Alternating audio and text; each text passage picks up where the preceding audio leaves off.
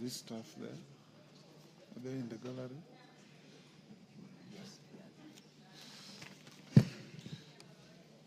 Honorable members, I have a communication to make on the appointment of members to the Mediation Committee on the National Disaster Risk Management Bill, National Assembly Bill number 24 of 2023. Attaining the quorum. Remember, earlier on this morning, the House had held its sitting. However, the House failed to commence owing to a quorum hitch, and therefore that led to the adjournment of that particular sitting and until the next sitting, which is this afternoon. So the business that was lined up for consideration during that morning sitting, that means was not considered owing to the adjournment of the House, as the House had failed to raise that much needed quorum. So all this business that also is lined up for consideration, we hope that the House will be able to raise that quorum to be able to transact this business that is lined up for consideration during this afternoon plenary sitting. The motion regarding consideration of the fifth report on the examination of financial statements of selected state corporations. Earlier on, it had been lined up for consideration in the morning sitting, but the business did not take place, so it has been included in the afternoon's order paper or order of business because it was not concluded or even transacted during the morning sitting. So it is part of the business that this afternoon the members will be transacting, and this will be looking into the financial statements of state corporations, including the National Social Security Fund. From the same to the House. Thereafter, the mediation committees will embark on an attempt to develop a mediated version of the two bills in accordance with Article 113 of the Constitution. While standing, honorable members, allow me to recognize a delegation of staff of the Budget Department of the Parliament of Ghana. I wish to welcome 4 members of staff from the Human Resource Department of the Parliament of Ghana. The 3 officers are on a visit to the National Assembly to share experiences with our Human Resource Department. They are welcome to the House of Parliament and to observe our proceedings this afternoon. Next. Members of the bar, take the nearest seats. Order number 3, messages.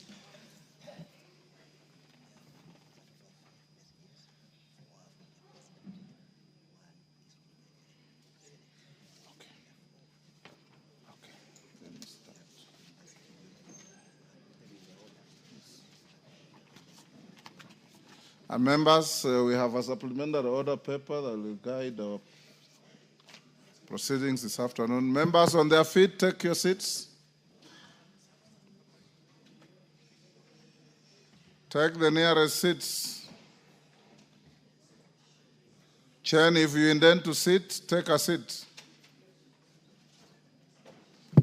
Thank you. Honorable members have several messages to deliver the House. The first is a message from His Excellency the President on nomination of persons for appointment to foreign service. Honorable members, pursuant to the provisions of Standing Order 42.1, I wish to report to the House that I have received a message from His Excellency the President seeking approval of persons nominated for appointment to foreign services.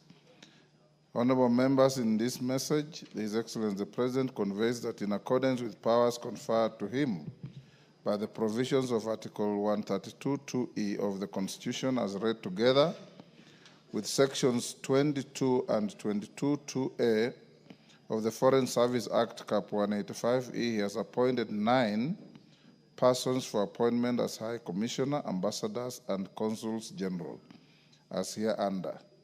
Number 1, High Commissioner, Honorable Florence Chepngetich Bore to Windhoek, Namibia. as ambassadors. 1, Ambassador Anthony Mwaniki Mushiri to Ankara, Turkey. Ambassador Lucy Kirudhu to Bangkok, Thailand. Mr. Henry Wambuma to Bujumbura, Burundi. Mr. Abdulrashid Salat Abdile to Jakarta, Indonesia. Ambassador Joseph Musyoka Masila to Riyadh, Saudi Arabia.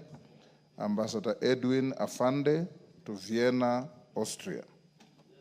As Consuls General, Ms. Jane Jepkorir Toroitich, order. Order. Ms. Jane Jepkorir Toroitich to Dubai, United Arab Emirates, and Ms. Judy Kiaria Ngumiri to Goma, Democratic Republic of Congo. Honorable members, I hereby refer the message from His Excellency the President together with the certificate of presidential nominations, CVs, and other testimonials to the Departmental Committee on Defense, Intelligence, and Foreign Relations for consideration. Honorable members, Section 8 of the Public Appointments Parliamentary Approval Act, Cap 7F, provides that unless otherwise provided in law, the committee to which such a nomination is referred shall consider the matter and table a report within 28 days. To this end, the committee should notify the nominees and the general public of the time and place for holding the approval hearing, and thereafter table its report soonest to enable the House to consider the matter within the set statutory timelines. Members at the bar, take the nearest seat. I still have a few communications to make. Take the nearest seats. Wamboka, what is your idea of nearest?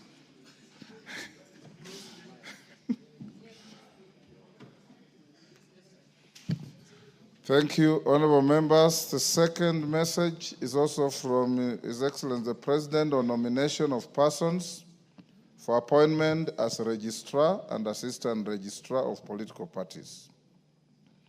Honorable members, pursuant to the provisions of Standing Order 42.1, I wish to report to the House that I have received a message from His Excellency the President regarding the nomination of persons for appointment as Registrar and Assistant Registrar of political parties. In the message, honorable members, His Excellency the President conveys that in exercise of the powers conferred to him by the provisions of Section 34A and the 6th Schedule to the Political Parties Act, Cap 7D, as read together with Section 5 of the Public Appointments Parliamentary Approval Act, Cap 7F, he has nominated Mr. John Cox Lorionoku and Ms. Agatha Wanjiku Wahome to the positions of Registrar of Political Parties and Assistant Registrar of Political Parties, respectively, and now seeks their approval for appointment by the House. Honorable members, Standing Order 45 provides that upon receipt of notification of a nomination for appointment, such a nomination shall stand committed to the relevant departmental committee for consideration. In this regard, I hereby refer the message from His Excellency the President together with the CVs and other testimonials of the nominees to the Departmental Committee on Justice and Legal Affairs for consideration. Honorable members, paragraph 6 of the 6th Schedule to the Political Parties Act, Cap 7D, provides that the National Assembly shall within 21 days of the receipt of the names of the nominees consider the nominees and approve or reject the nominations. In this regard, the committee is expected to immediately commence the approval process and notify the nominees and the general public of the time and place for holding the approval hearings, and thereafter table its report for consideration by the House. Honorable members, noting that the House is scheduled to commence its long recess from tomorrow, Wednesday, 20th August 2025, the committee will be required to table its report when the House next sits. I thank you. Members at the bar, take the nearest seats.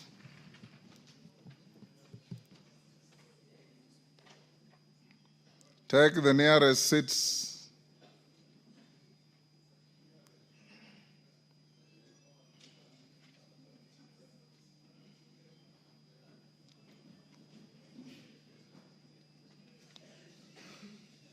Member for Pokot, take the nearest seat.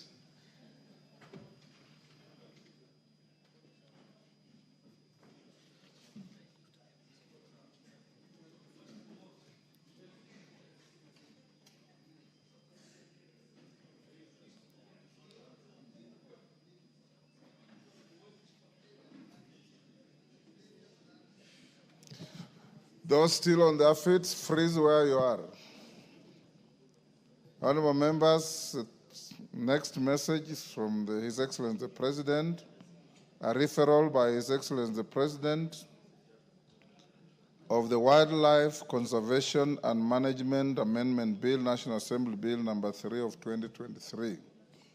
Honorable members, pursuant to the provision of Standing Order 42, I wish to report to the House that I have received a message from His Excellency the President regarding the referral of the Wildlife Conservation and Management Amendment Bill, National Assembly Bill number 3 of 2023.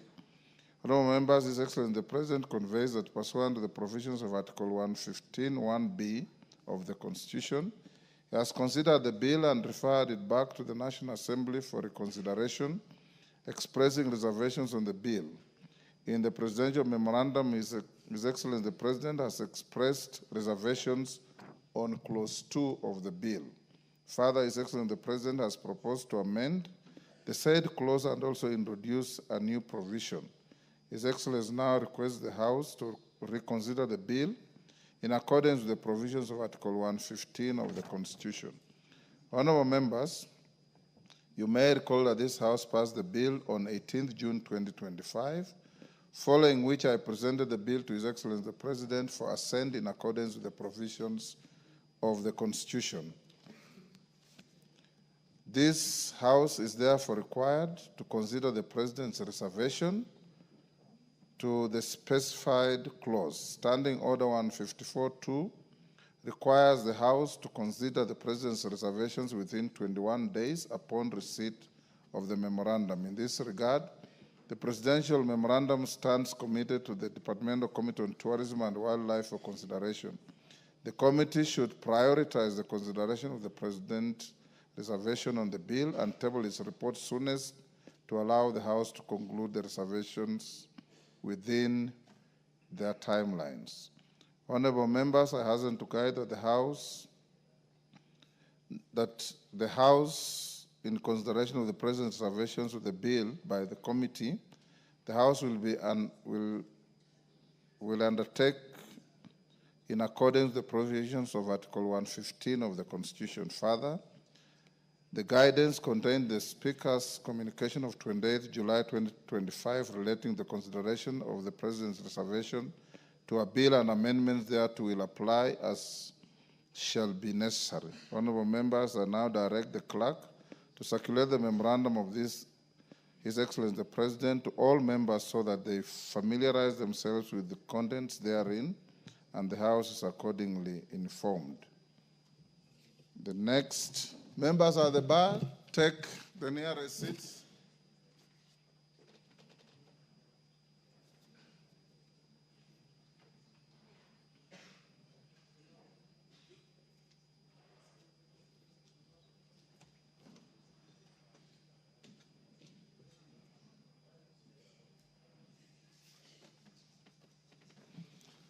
The next, honorable members, is a message from His Excellency the President on nomination of a person for appointment as the chairperson of the Kenya National Commission on Human Rights. Honorable members, pursuant to the provisions of Standing Order 42.1, I wish to report to the House that I have received a message from His Excellency the President regarding the nomination of a person for appointment as the chairperson of the Kenya National Commission on Human Rights. In the message, honorable members, His Excellency the President conveys that in exercise of the powers conferred by Article 252(b) of the Constitution, Section 11 of the Kenya National Commission on Human Rights Act Cap 71, as read together with Section 5 of the Public Appointments Parliamentary Approval Act Cap 7F, he has nominated Ms. Clarice Awor Onganga for appointment as the chairperson of the Kenya National Commission on Human Rights. His Excellency the President now therefore seeks the approval of the House. Honorable members, you recall that on Tuesday, 12th August 2025, I notified the House about the withdrawal by notice in writing to the clerk of Dr. Duncan Obur Ojwang, the nominee who had been nominated for appointment to that position. Consequently, pursuant to the provision of Section 610 of the Public Appointments Parliamentary Approval Act, the candidate's nomination lapsed. The nomination of Ms. Clarice Awor Onganga is therefore consequent upon that withdrawal. In view of this, honorable members, I hereby refer the message from His Excellency the President together with the CV and the report of the selection panel and other testimonials of the nominee to the Departmental Committee on Justice and Legal Affairs for consideration in line with Standing Order 45. Honorable members, whereas Section 8 of the Public Appointments Parliamentary Approval Act, Cap 7F, requires the House to make a decision on the nomination within 28 days, Section 11(7) of the Kenya National Commission on Human Rights Act, Cap 71, provides for a lesser period being 21 days. In this regard, honorable members, the committee is expected to undertake the approval hearings and submit a report within the timelines provided for in the Kenya National Commission on Human Rights Act, Cap 71, that is 21 days. To this end, the committee should notify the nominee and the general public of the time and place for holding the approval hearing, and thereafter table its report soonest to enable the House to consider the matter within the set statutory timelines. I thank you. Members, the last is a message from the Senate on the passage of 5 Senate bills. Honorable members, pursuant to the provisions of Standing Order 41(4), I wish to report to the House that I have received 5 messages from the Senate regarding its consideration of 5 Senate bills. Honorable members, the messages convey that on Thursday,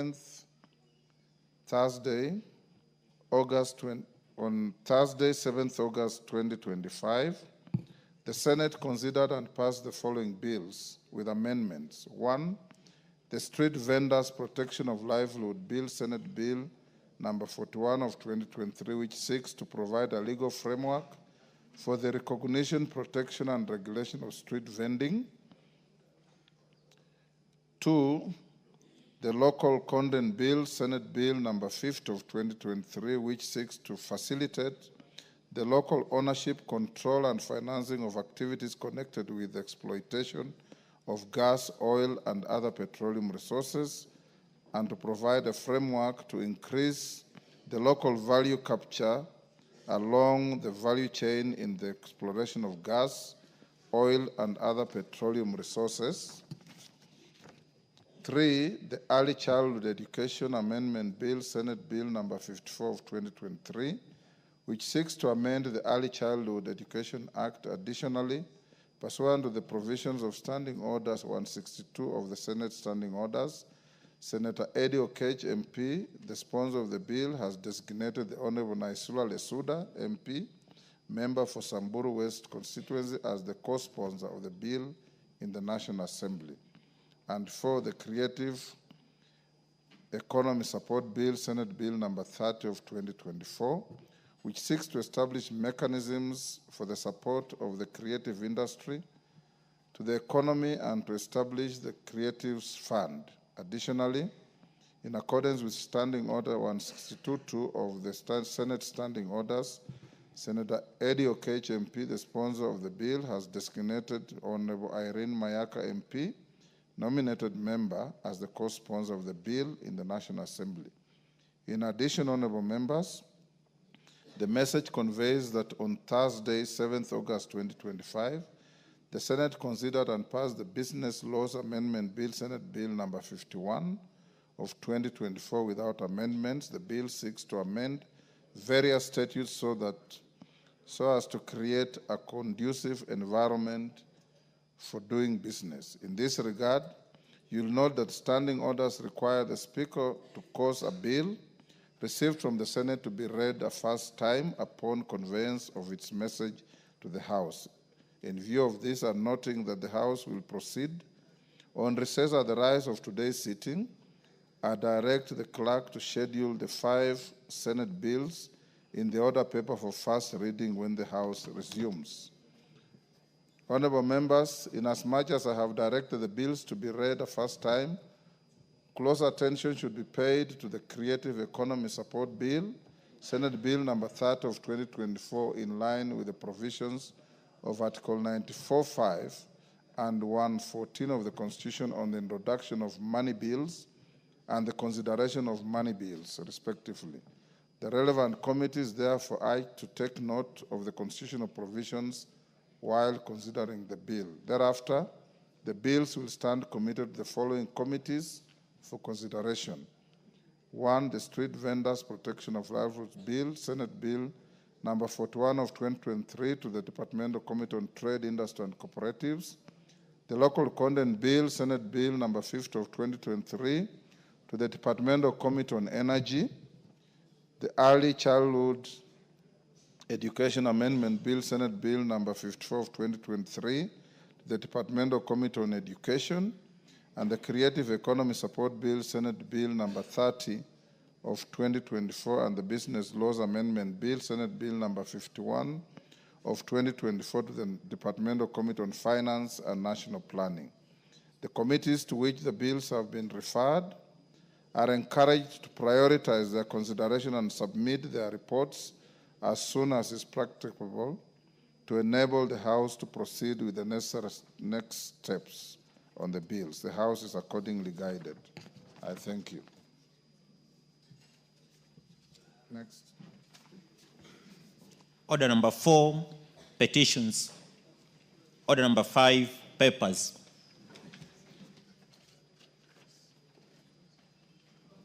Majority Leader.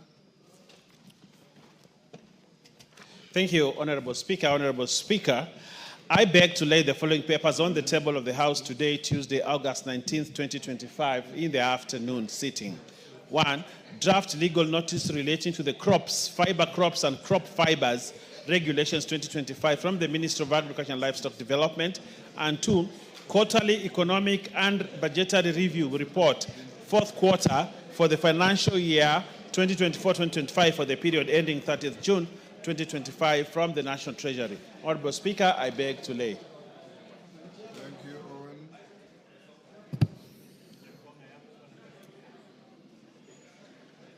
Next order.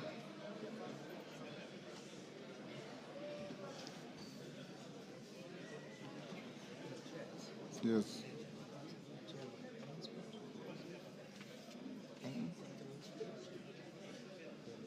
Why they put under order 5? Yes. Oh, yeah.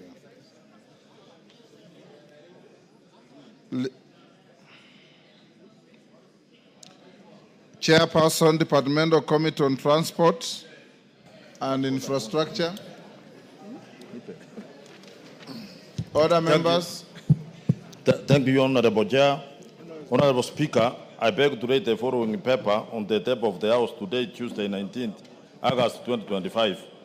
Report on the Departmental Committee on Transport and Infrastructure on this consideration of the Kenya Roads Amendment Bill number 3, Bill National Assembly Bill number 34 of 2025. Thank you, Honorable Speaker. Chairperson, Committee on Delegated Legislation. Thank you, Honorable Speaker. Honorable Speaker, I beg to lay the following paper on the table of the House today, Tuesday, 19th August 2025. Report of Committee on Delegated Legislation on its consideration of the Public Procurement Regulatory Authority Circular number 04 of 2025 on the enforcement of compliance with mandatory use of the Electronic Government Procurement System, EGPS, by all public procuring entities in contravention of Section 77 of the Public Procurement and Disposal Act, Cap 412C. I thank you, Mr. Speaker.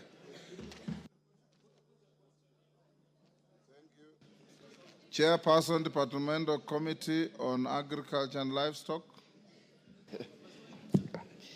Honourable Speaker, I beg to lay the following papers on the table of the House today, Tuesday, 19th of August 2025. Reports of the Departmental Committee on Agriculture and Livestock on its consideration of 1, the Tea Amendment Bill, Senate Bill number 1 of 2023, then the Prevention of Livestock and Produce Theft Bill, Senate Bill number 12 of 2023, and the Pyrethrum Repeal Bill, National Assembly Bill number 40 of 2023. Thank you, Honourable Speaker. Thank you. Next order. Order number 6, notices of motion. Chairperson, Committee on Delegated Legislation. Thank you, Honourable Speaker. Honourable Speaker, I beg to give notice of the following motion.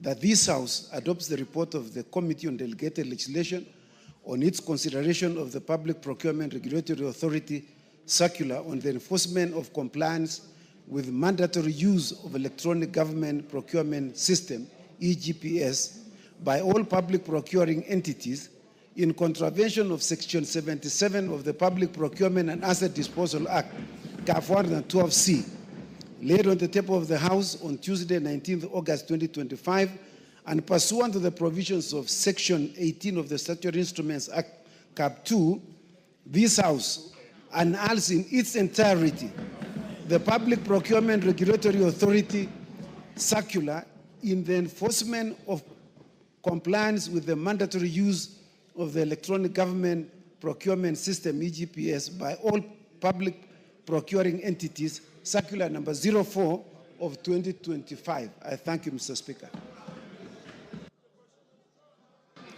Order, members. How do you expect your speaker to put a question on a notice of motion?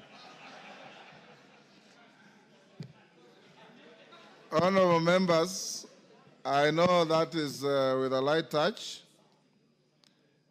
As we go to order, members, as we go to order number 7, I want to direct as follows in rearranging our order paper.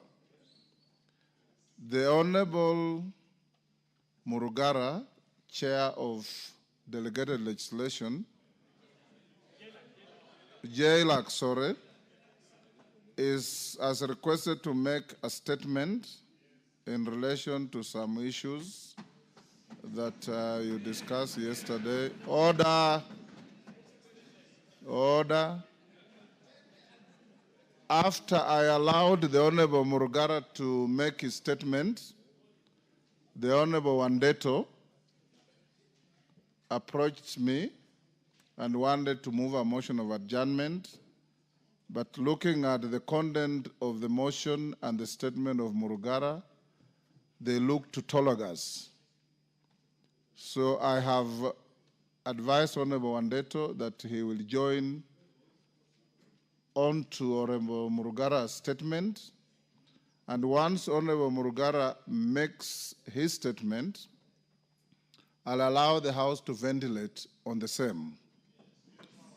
I'll give you the necessary time. In my reflection, 1.5 hours will do. Order. 1.5 hours will do. So we'll proceed as follows. We'll dispose of order number 8, dispose of order number 9, which is very simple and direct, dispose of order number 10 being first reading. When we finish with the statements, we will dispose of order 12 before we go to committee at order number 11. I hope we are clear with that. Thank you. So, clerk, go to orders number 8, 9, and 10 on the supplementary order paper. Order number 8, the Computer Misuse and Cybercrimes Amendments Bill, National Assembly Bill number 41 of 2024, second reading and question to be put. Honorable members, order. I'll now put the question at order number 8, that the Computer Misuse and Cybercrimes Amendment Bill, National Assembly Bill number 41 of 2024 be now read a second time. As many as of that opinion say aye. Will those of the contrary opinion say nay? The ayes have it. A bill for an act of parliament to amend the Computer Misuse and Cybercrimes Act, Cap 79C, and for connected purposes. Order number 9. Before you go to order number 9, members, allow me to acknowledge the following in the Speaker's Gallery: Joel Amimo School from Kisumu Central, Kisumu; Kipkeino Junior School from Tarbo, Uasin Gishu. In the public gallery, members, you should welcome these children to the House of Parliament. In the public gallery, we have Hale Mariting School from Jomvu, Mombasa; Athi Kamunyuni School from Kibwezi East, Makueni; and Kaptebeswet Secondary School from Aina Moi, Kericho. On my behalf and on behalf of the House, we welcome the students, their teachers, and those accompanying them to the House of Parliament. Next. Order number 9, motion, alteration of the calendar of the House.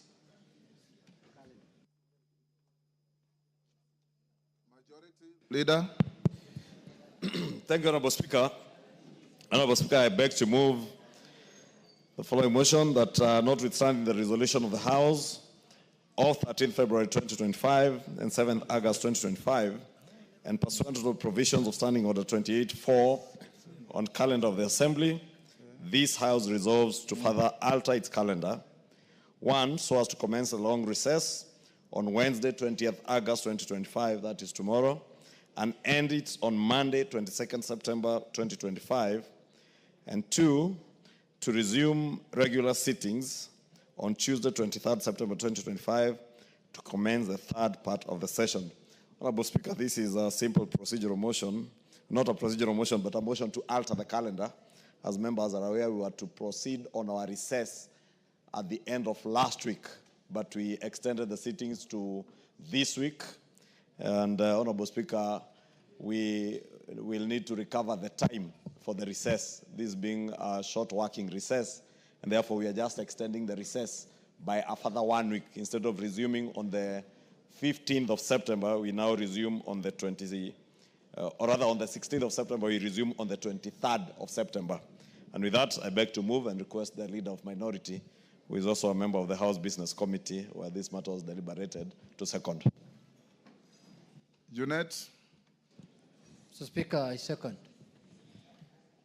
Members on their feet, take your seats.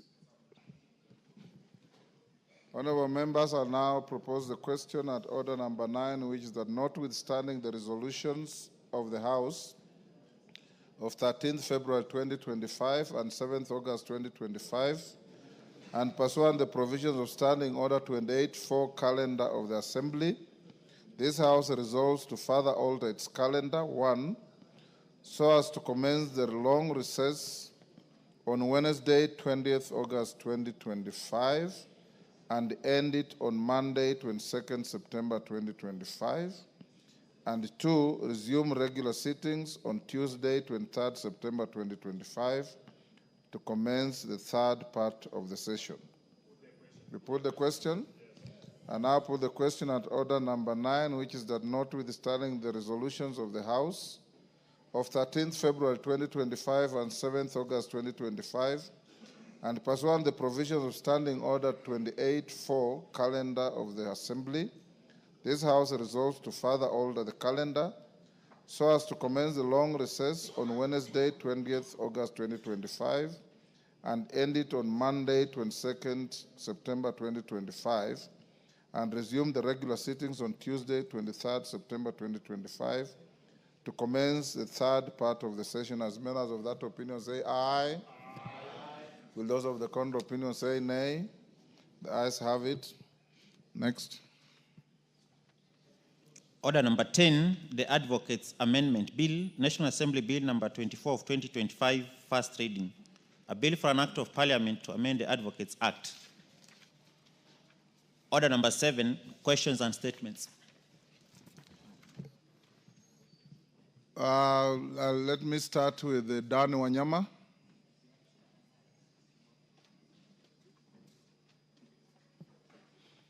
Dan Wanyama is making a statement in relation to the ongoing Chan football tournament.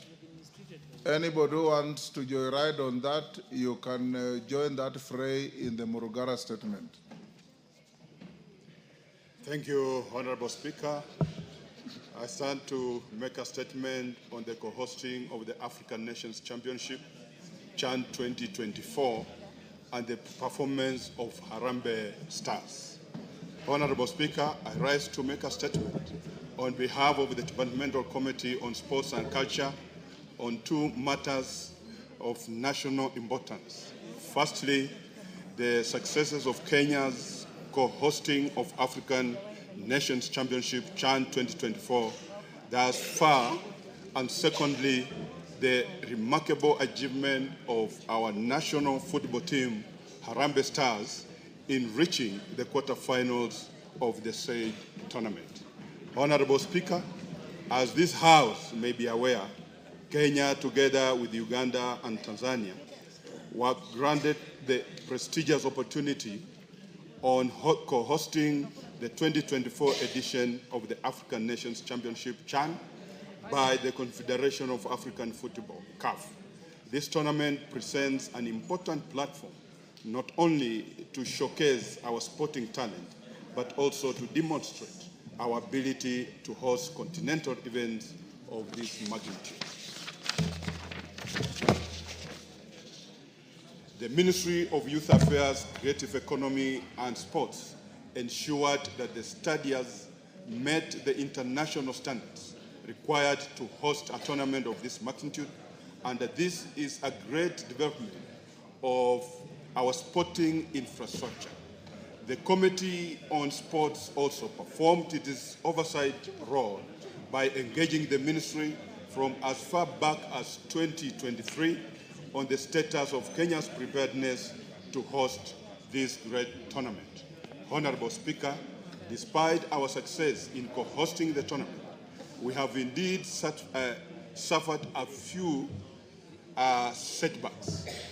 The House will recall that on 10th August at Kasarani Stadium, Chaldown posed a serious threat to the tournament. The situation resulted in sanctions imposed by Confederation of African Football, that's CAF, guided the advice from the committee to the local organizing committee, that is LOC, and the Ministry of Youth Affairs, Creative Economy and Sports. Innovative fan zones were introduced outside the stadium to absorb excess crowds, while government enhanced security measures within and around the venues. This initiative has been highly successful in congesting Kasarani, safeguarding funds, and ensuring compliance with CAF standards, thereby averting additional sanctions and enhancing Kenya's reputation as a capable host. The committee will continue to work with the ministry to ensure that the remaining matches are held in strict compliance with the standards required by the Confederation. Honorable Speaker, permit me to now talk about the performance of national football team, the Harambee Stars. The national team has shown commendable spirit, discipline, and determination. This House will recall that Harambee Stars defeated the Democratic Republic of Congo, overpowered Morocco, held Angola to a draw, and most recently outclassed Zambia. This has resulted in Harambee Stars emerging as the group leaders with 10 points, thereby earning their place in the quarterfinals against Madagascar. The quarterfinals game is scheduled for Friday, 22nd against August at 5 p.m. at Kasarani Stadium. It is worth mentioning that the great work that national coach Benny McCarthy is putting in with his team, we commend him for the tactical skills that continues to impact to the national team. And we believe that he has what it takes to steer the team to victory through the quarters, semi-finals, and eventually the finals. Honorable Speaker, indeed, talent is not the challenge in Kenya across sporting disciplines. We have an abundance of talent. Beyond planning, this administration is determined to actualize the Talanta Hela initiative. The committee will continue to work with the Ministry of Sports and all relevant stakeholders to ensure that any legislative interventions necessary to actualize this great initiative will be undertaken by this Honorable House. With the stadium renovations and the building of Talanta Stadium and the sports academies being constructed across the nation, the future is bright and the strategic direction shall bear fruit very soon. Indeed, we have demonstrated our ability to host international tournaments, and the infrastructure shall be available long after Chad. We can start aspiring for the Africa Cup of Nations, AFCON, and for other sporting events as well. Honorable Speaker, I wish to thank His Excellency, the President, for motivation that he has accorded to the national football team. The actions by His Excellency, the President, to reward the players is a great testament to the need to monetize talent, which is a key pillar of the Talent Hela initiative. This will go a long way in motivating players to be the best that they can be, and will also ensure that they give the results of their hard work and in discipline. Honorable Speaker, I'm indeed grateful for the continued support of your office and the Office of the Clerk in facilitating the Committee on Sports and Culture to execute its oversight mandate on matter sports within the country. Indeed, the committee has traveled to various parts of this country to conduct inspection visits over the renovations and construction of stadia. Further, the committee has held several engagements with the Football Kenya Federation and other stakeholders to deliberate on the future of sports in this country. We have set the standards as high as we could. It can only get better with the more cooperation within federations, with government, with partners, and the sports persons who are most integral in the grand scheme of things. Honorable Speaker, the committee wishes to thank all honorable members and all Kenyans who have come out to support Harambee Stars and sports in general. I also extend gratitude on behalf of all the teams and sports persons who continue to fly our flag and make our anthem to be played in international podiums. We shall continue the journey and mark the milestone. Kenya stands at a pivotal moment in the football journey. Co-hosting CHAN 2024 is not just a sporting event. It is a national project that carries economic, diplomatic, and cultural significance. The Harambee Stars, as our ambassadors, deserve our unwavering support. As I conclude, allow me to commend the Malkia Stars Under-20 team that won the African Under-20 Championship in Cameroon by beating the host nation 3-1. I thank you, Honorable Speaker. Thank you, honorable members. I've been requested to give an opportunity to Honorable Otienda Amola as the captain of the Bunge football team to complement that statement. Honorable Otienda Amola. Thank you, Mr. Speaker. Let me thank Honorable Dan Wanyama and the Sports Committee. On behalf of the Bunge football team, a couple of whose members are here.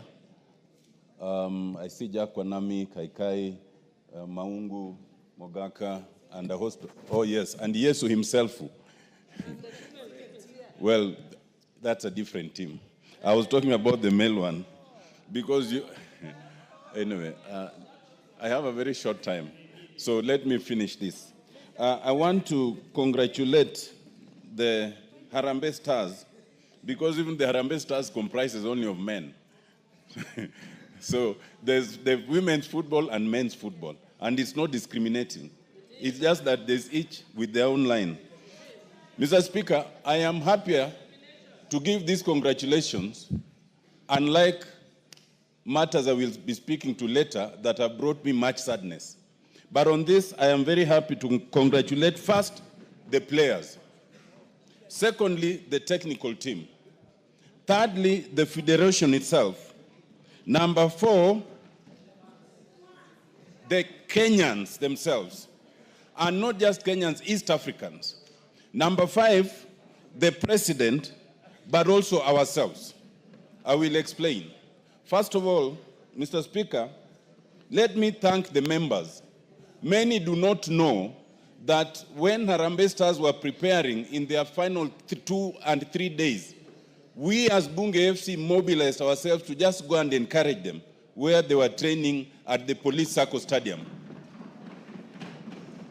And you'd be surprised how encouraged the boys were, some of them from some constituencies that we come in, some from elsewhere, and they were just happy to shake hands, to play around with the ball, and we hope that that was helpful.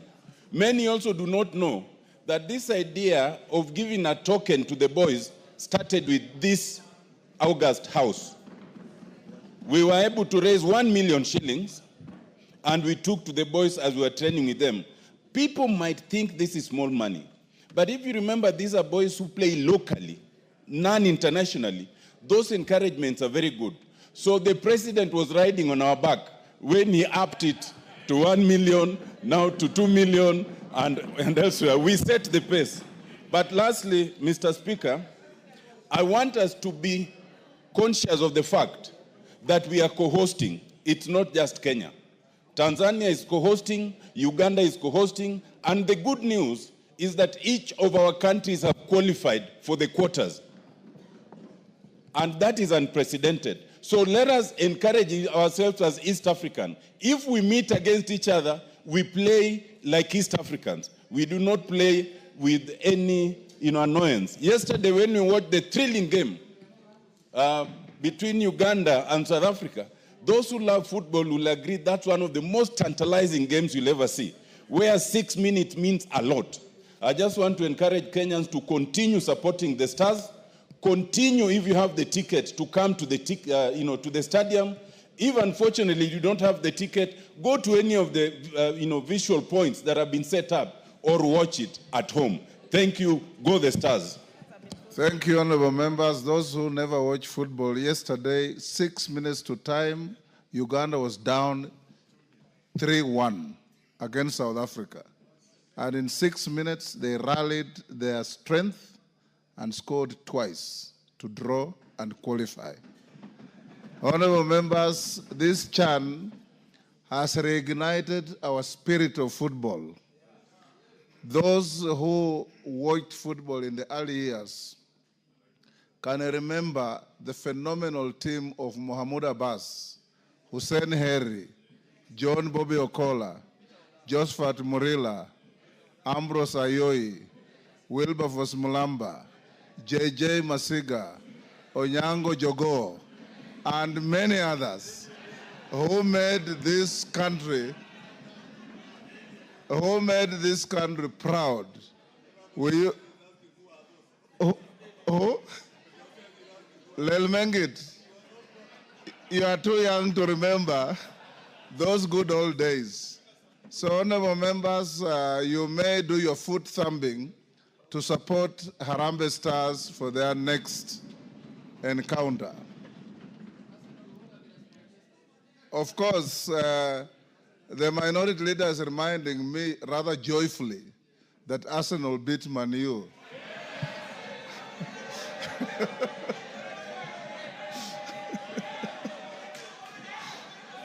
Yes, Millie. Yes, Millie. Millie, what is it? Thank you, Mr. Speaker. As a Manu fan, I cannot be in this house when the minority leader is trying to cast aspersions on the great team. When we sympathize with the small teams like Arsenal that my husband supports, small teams, those are useless teams. But Mr. Speaker, I hope my husband is not watching this one. Order, honorable members. Order. Yes, Junet. Mr. Speaker, if you watch the game between Arsenal and Man U on Sunday, you can only pity them because, Mr. Speaker, Man U was playing like Rosinga Island Football Club. Order, honorable members, we'll leave it there. Yes, Wangwe. Thank you, Honorable Speaker. Honorable Speaker, on that list which you have just mentioned, yes. In 1987, Honorable Speaker, the captain, Austin Oduor, helped to take the cup for Kenya, Honorable Speaker. So you cannot mention without listing. I didn't mention all of them, but I know all of them. It was fantastic. Honorable members, can we leave football there? Yes, Farah. I have never known you to watch football. Mr. Speaker, this is an August house. This is a house of leaders. The young boys and girls this side and this side in the nation are watching us. Instead of celebrating our own, why do you have to celebrate a team somewhere else in the farthest part of the world? You are out of order. Order. You are out of order. Doing a bad example. Order, Farah. Order, Honorable Farah. Order. We are doomed with this. Honorable Farah, you are out of order. In fact, Arsenal is Arsenal because of our African boys like Nwango Kanu, Ebue, and many others. Yes, Saka, right now, Bukayo Saka. So you're out of order. Honorable members, let's go to, allow me to acknowledge in the public gallery, Gakuru Primary School from Taraka, Tarakanithi, and Sally Ann School from Bureti, Kericho. On my behalf and on behalf of the House, we welcome the students, their teachers, and those accompanying them to the House of Parliament. Let's go now to Honorable Murugara. Thank you very much, Honorable Speaker. Honorable Speaker, we are just from a light moment, but this is not very light now, as it touches on very serious matters that are before the House. Honorable Speaker, this is a statement on allegations of inducement in the consideration and passage of a bill. Honorable Speaker, this statement is made on behalf of the Departmental Committee on Justice and Legal Affairs and its members with regard to statements made during the joint Kenya Kwanza ODM Parliamentary Group meeting held yesterday, 18th August 2025, that was presided over by His Excellency the President, Dr. William Samoei Ruto, and the former Prime Minister, the Right Honorable Raila Amolo Odinga. At the meeting, a statement was made to the effect that the consideration and passage of the Anti-Money Laundering and Combating of Terrorism Financing Laws Amendment Bill 2025 was influenced by a Kenya shillings 10 million inducement collected by a member of parliament or members of parliament allegedly on behalf of members of the National Assembly. Honorable Speaker, the Anti-Money Laundering and Combating of Terrorism Financing Laws Amendment Bill 2025 was a bill sponsored by the leader of Majority Party. It was read for the first time in the House on the 4th of March 2025 and thereafter committed to the Departmental Committee on Justice and Legal Affairs for consideration and reporting to the House. The committee duly conducted public participation, considered the bill, and tabled a report in the House to inform the House's second reading of the bill. The bill sought to amend 10 acts of parliament to address technical compliance deficiencies identified by the Eastern and Southern Africa Anti-Money Laundering Group, the Financial Action Task Force, in Kenya's regime on anti-money laundering, combating of terrorism, financing, and the combating of proliferation of financing. The record of the House reflects that after exhaustive debate, the bill and the amendments proposed by the committee were wholly supported, leading to its passage on Wednesday, 16th April 2025, with amendments. Following its referral by the President with reservations on the term of the office of the Director General of the Financial Reporting Center, the bill was passed by the National Assembly on Tuesday, 3rd June 2025, with amendments fully accommodating the President's reservations. On behalf of the Justice and Legal Affairs Committee, I wish to categorically state that the committee did not solicit and did not receive any inducement of any kind whatsoever from any member or quarter in its consideration of the anti-money laundering and the combating of terrorism financing laws, Bill 2025, as alleged or at all. The Departmental Committee on Justice and Legal Affairs and its members are fully cognizant of the principles of leadership, ethics, and integrity which bind the members of Parliament. The committee and the members condemn and abhor corruption and any practice that is likely to erode these principles that are the substratum of the public trust that the people of Kenya have entrusted on this institution of the House of Parliament. Having deliberated over the matter and considering that the bill in question was a government bill whose contents were supported by the House, the committee poses the following 4 questions. Number 1, which member or members of the National Assembly solicited and or received the said Kenya shillings 10 million or any other inducement in relation to the consideration and the passage of the bill? Number 2, who gave the alleged inducement? Number 3, what was the purpose of the inducement? And number 4, have the allegations been reported to the relevant law enforcement agencies? The committee notes that any inducement with respect to the bill could only have been given by to persons opposed to the strengthening of the laws against anti-money laundering, terrorism, financing, and related offenses.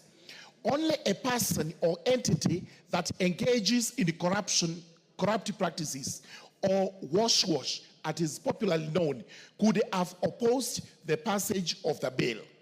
The fact that the committee recommended the passage of the bill and ensured its enactment into an act of parliament that is now in force speaks for itself.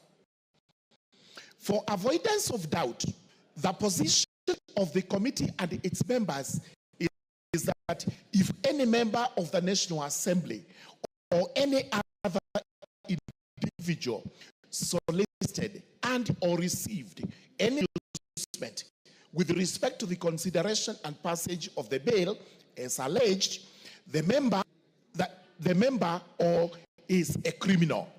Such a person audited by the Ethics and Anti-Corruption Commission or the Directorate of Criminal Investigations, or even the committee of this House charged with the responsibility on such matters, prosecuted, and if found culpable to face the force of the law to the fullest. Such conduct has no place in the discharge of the mandate of the National Assembly and in the society of Kenya as a whole. The committee urges any person with information against any member of the National Assembly or any other individual with respect to the allegations, to submit the information to the Parliamentary Powers and the Privileges Committee, which has always risen to the occasion and has jealously protected the integrity of the House and the members. Needless to add that the Justice and Legal Affairs Committee is one of the busiest committees in this House. It is unrivaled by the Finance Committee.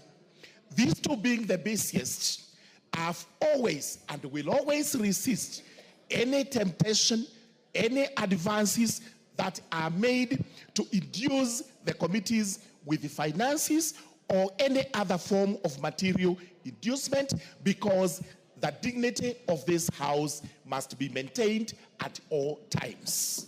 Thank you, Honorable Speaker. I beg to lay my statement. Thank you very much.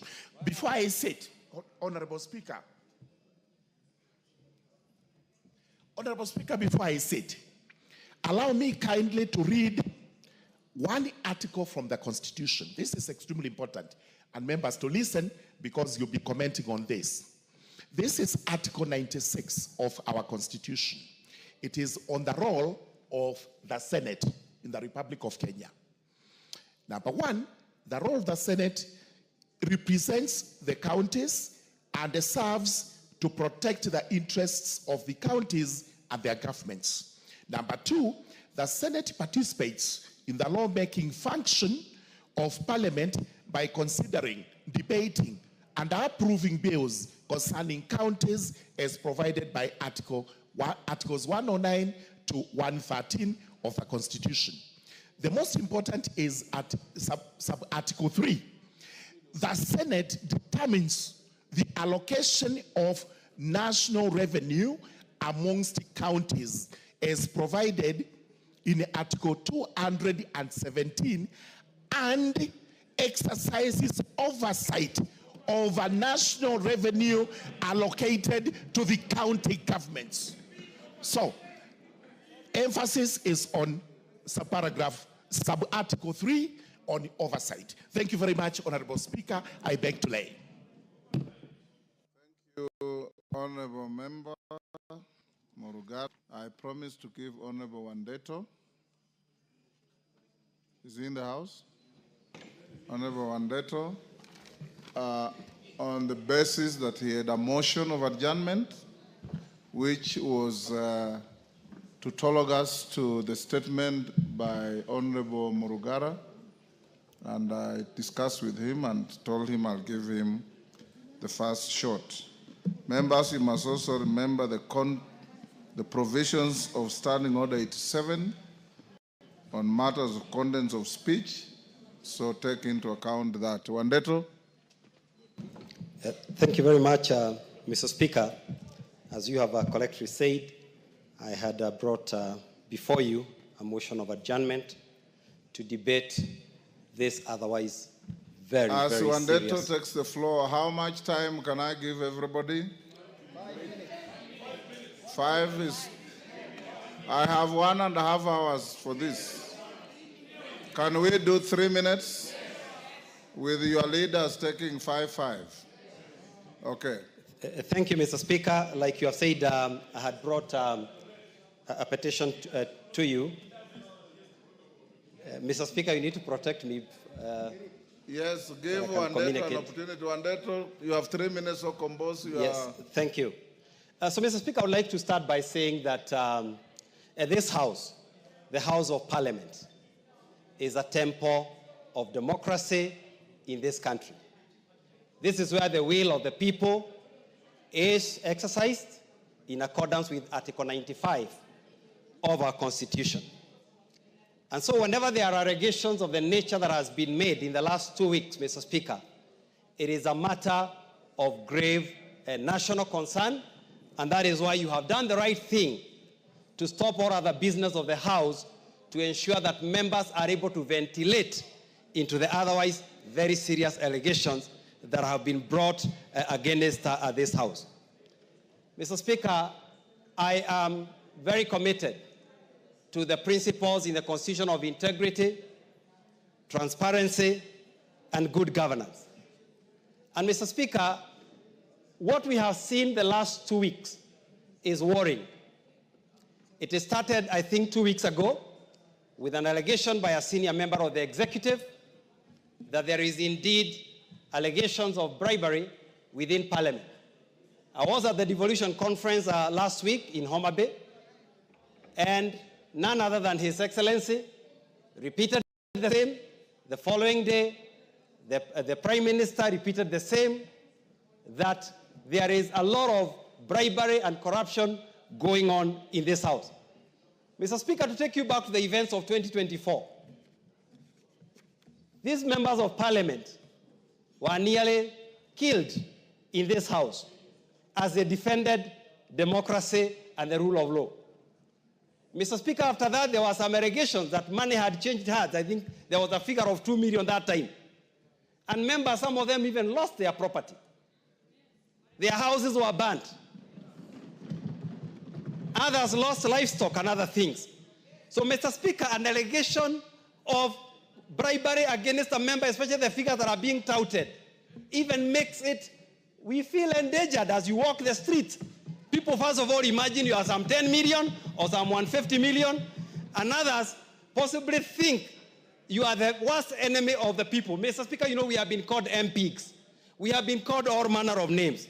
So as I conclude, Mr. Speaker, I want to urge you, as the leader of this House, to do whatever it can, Mr. Speaker, to defend the integrity of this House. And Mr. Speaker, we must, first of all, and if you allow me, since I had a substantive motion, Mr. Speaker, add me only 2 minutes so that I finish. Mr. Speaker, it is important that you lead us to restore the dignity of this House. And there are certain things that we must stop doing. First of all, we have what I would call an unholy dalliance with the executive. That must. Give him a minute. Give him. Mr. Speaker, this House has to stop being a choir for the executive.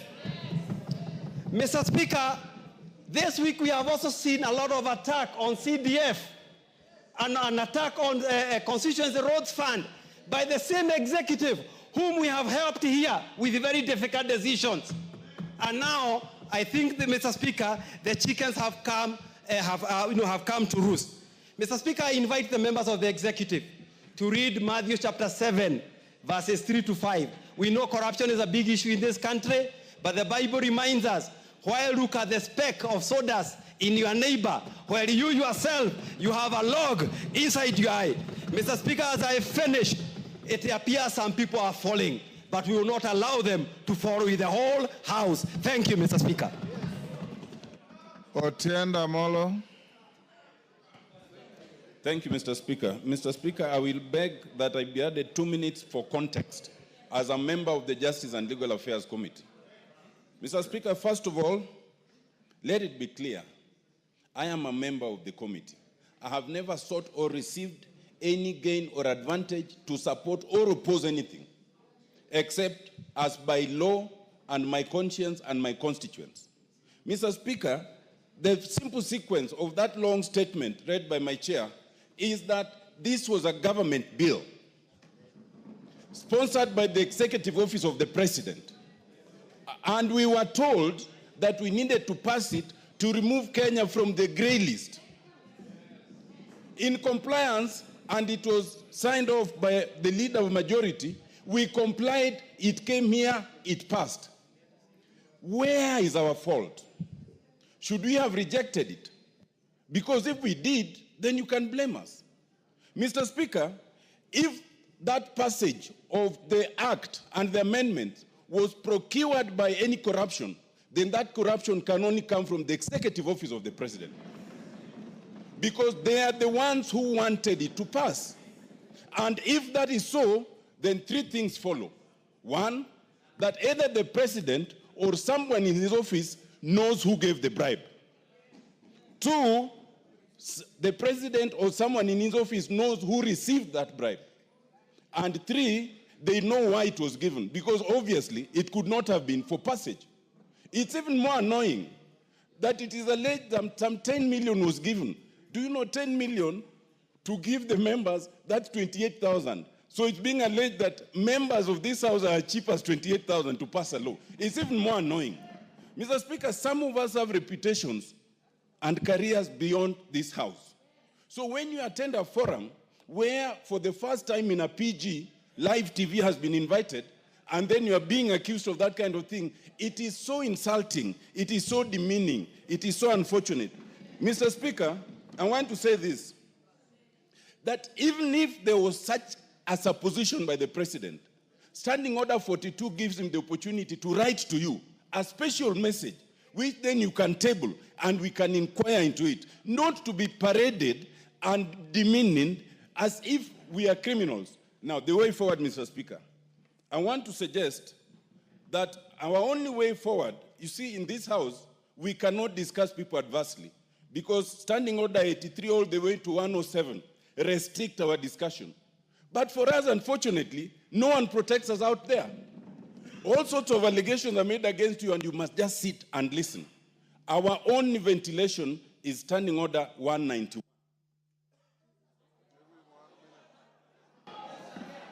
I want to suggest, Mr. Speaker, that under Standing Order 191, where we have our Powers and Privileges Committee, the Powers and Privileges Committee, 191(1)(a), is allowed to summon any person to appear before it for the purposes of giving evidence or providing information. This house has been called a house of extortion. This house has been called a corrupt house. This house has been alleged to have received some 10 million. My suggestion, Mr. Speaker, authorize the Powers and Privileges Committee to summon the President, or if not the President, then the head of public service and the secretary to the cabinet to come and tell us about these allegations because we don't know how to protect ourselves out there. I so submit, Mr. Speaker. Yes. Dr. Bukose.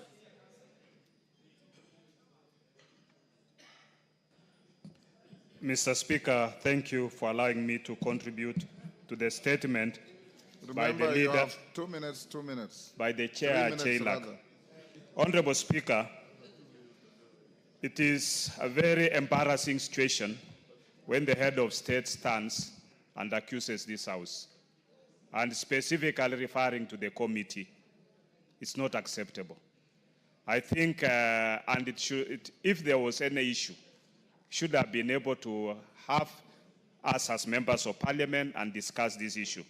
To me, I suppose that most likely the head of state might have been lied by whoever took the information to him that that person took 10 million to the Chailak. Yeah. Those are his views. Just listen to each other. If 10 million was given, then the person who gave the 10 million must state very clearly whom did he give the 10 million. Yeah? That person must state very clearly because it seems that person should be able to account for the 10 million. Where did you take the 10 million? Yeah? And most likely, and to who? Because when the bill came to the House and it was presented by JLAC, we were told this is one of the requirements and a precondition for IMF. And we passed. So, to be accused later on of having taken money, and it seems money exchanged hands, the 10 million must have changed hands. So where did that 10 million come from and where did it go? And why? Because any bill that comes here and is a government bill is sponsored by majority, and more often, because we are now have a bipartisan kind of agreement within this House, under the broad-based government, we've always supported all the bills that the government brings. Therefore, this must be investigated and the truth must be unearthed so that all of us can be cleaned.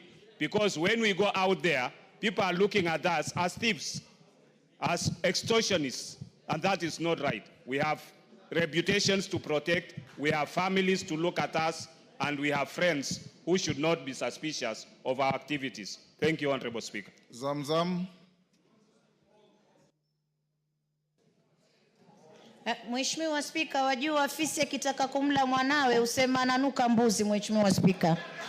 Na Mheshimiwa Spika, inasikitisha sana. Bunge hili ndio limeshika Kenya kwa mkono, Mheshimiwa Spika. Tumepitisha bills nyingi sana zao, hata hii ya money laundering. Mimi nilikuwa against kwa sababu najua kuna watu ambao wamekuwa targeted, Mheshimiwa Spika, ambao ni wa real estate. Na hatukuwahi kufuatwa na mtu yoyote kuhongwa chochote, Mheshimiwa Spika. Lakini ilipita hapa bila chochote. Kwanza katika wabunge mimi ni maskini sana, Mheshimiwa Spika, kwa sababu hata pesa ya ngafu ni kidogo, haitoshi paka natoa mshahara wangu napatia wananchi huko na baki bure. Sasa ikiwa hapa tunaweza kuambiwa kuwa wabunge wamepewa milioni 10, tunataka kujua nani alimpa, makusudi yake ni kitu gani, alimpa kwa nini, na hii bili ina siri gani kubwa mpaka itolewe 10 million, Mheshimiwa Spika. Mimi Mheshimiwa Spika nataka kusema sasa hili bunge tutatoa majembe yetu store, turegeshe kama tulivyokuwa pale mwanzo, ndio sauti zetu zitasikika, Mheshimiwa Spika. Haiwezekani wabunge wanahangaika, wanateseka, hawana pesa. Alafu hata hii mambo ya CDF, mimi sijui kwa nini hapa tuliwapa county government 485 billion, Mheshimiwa Spika. Sijui kwa nini haiwatoshi, wanakimbilia 54 billion ya hili bunge, Mheshimiwa Spika, wakati hatuoni kazi zao kule mashinani. Sisi tunasema bunge hili litasimama, na ikibidi wanataka tutoe devolution, basi tutaitoa devolution ibaki kama ilivyokuwa zamani, kwa sababu wanabunge hawezi kuwanyanyaswa kiasi hichi, Mheshimiwa Spika, mpaka kwenye televisheni wanaitwa wezi, wanaitwa extortionist, wakati ambapo mimi mama Mombasa najiangalia sina chochote, Mheshimiwa Spika. Hata ukienda kuangalia accounts zangu wenyewe watashangaa. Leo Mombasa nikaambiwe mama Zamzam, nyinyi ndio mmeiba pesa, nyinyi ndio extortionist, nyinyi ndio nini. Siwezi kubali, Mheshimiwa Spika. Kama mtu anataka kwenda chini na sisi, mimi nitaenda naye chini. Asante sana, Mheshimiwa Spika. Musa Serma.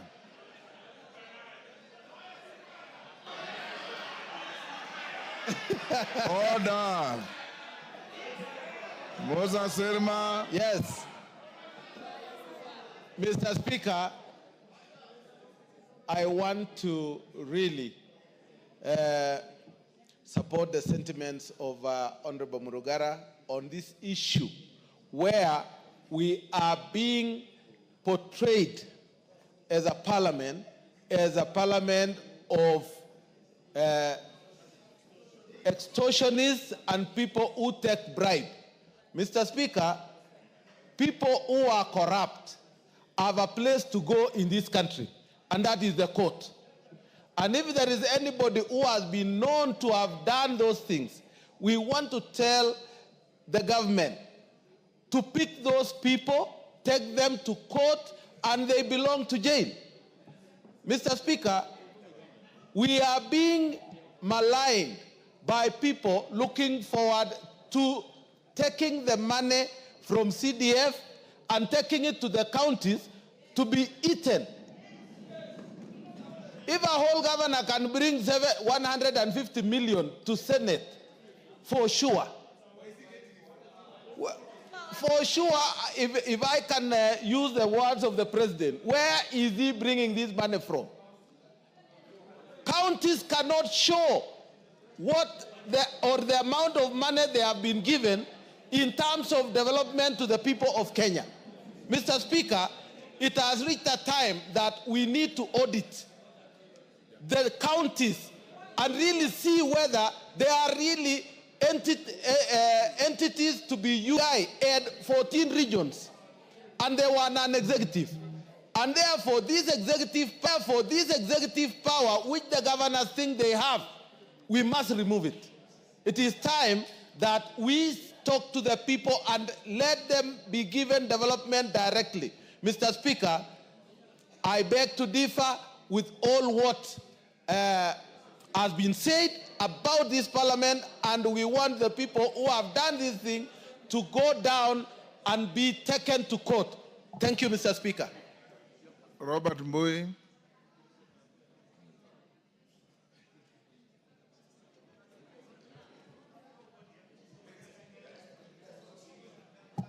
Thank you, Mr. Speaker. Mr. Speaker, Parliament is under attack, Mr. Speaker.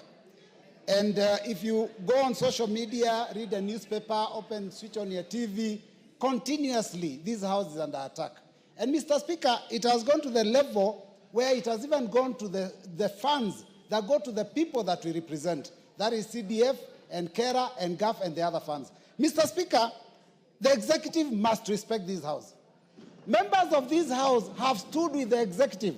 Even though some of us have been opposing, members of this House have stood with the executive and supported them on all their agendas, including becoming extremely unpopular with the population because they were making sure that the agenda of the regime has passed on the floor of the House. But Mr. Speaker, now they have been thrown under the bus. It happened last year, even after passage of the finance bill, that the executive president again said that that bill was unpopular, and yet he's the one that had been telling members to support it. Mr. Speaker, I want to say that we must make sure that as a House we fight together. Mr. Speaker, there's something that is going on with the executive. When they say that this House has corrupt practices, I've been seeing empowerment agendas, empowerment forums all over the country. Mr. Speaker, someone who was just the other day a CS is able to give about 2 million, 3 million every week in a function, in fact, 2 or 3 functions in a week. Mr. Speaker, I want to tell you, what we need to do is start auditing the executive also. When they say there's corruption on the floor of this House, we also ask them, where is all the money you're spending coming from? Because, Mr. Speaker, this is a case of the pot calling the kettle black. So, Mr. Speaker, I want to say that it is important as a House we defend ourselves. Mr. Speaker, it shocks me when the executive goes completely against the Constitution and members of, I mean, I'm lucky I was not in the lecture room yesterday, but Mr. Speaker, I hear that even constitutional, articles, provisions that are there in the Constitution were actually thrown under the bus also. Because when you say that the Senate has no authority to go and oversight counties, basically that completely goes against the Constitution. So as a House of Parliament, all of us, National Assembly and Senate, we must stick together and ensure that we're each other's keeper and we support each other and pass the bills that are good for the people of this country. And Mr. Speaker, hold the executive to account. Thank you, Mr. Speaker. Dr. Mutunga. Thank you, Honorable Speaker. Honorable Speaker, I would like to refer to sentiment by Honorable Mole. We did not discuss anything in that meeting because he's alluding to the fact that we kept quiet. There was no discussion, so there were no resolutions. So the meeting ended as such. It should go into record. Honorable Speaker, the Honorable Murugara must be finding himself in a very difficult situation. Because I'm a chair of a committee, I know how difficult it is for the committee report to be amended. We do these reports with Secretariat. We have to do the right thing. We would like to know who this is. Honorable Speaker, the report was given from raw information, intelligence. So the person who was given the money is known. And the reasons why the person was given the money is also known. Honorable Speaker, as members of Parliament, we need to be cleansed from this. We have suffered a lot as parliamentarians. There has been so much that we are supporting the executive, and this is what we can get in return. Honorable Speaker, since they are known, for us to be cleansed, they need to be named. Yes. The reasons why the money was given also needs to be brought to this House so that members of Parliament can be cleansed. Out there, we have a very bad name for supporting the executive. But we are supporting the executive because we would like the plan to go through. We would like the government to succeed. But, Honorable Speaker, if there is a problem in this House concerning members, I think it should be brought to the fore so that members can know. Honorable Speaker, since last week, when the pronouncement was made in the devolution conference, we have suffered once more. We suffered after passing the finance bill. We suffered after the broadening of the government. We suffered again after sacking of some members of the CSs, some executive. We've suffered many times. And this is what you are getting in return. It is unfair. Thank you, Honourable Speaker. Karoli Omondi. Thank you very much, Honourable Speaker. I'll try and be very brief, but let me start by saying I take great exception as the statements made by His Excellency the President. Now, 3 times, attacking the character of everyone in this house, including yourself. We must now take the position of NATO. Mass character assassination we shall not accept. If somebody is guilty, let them be charged on their own.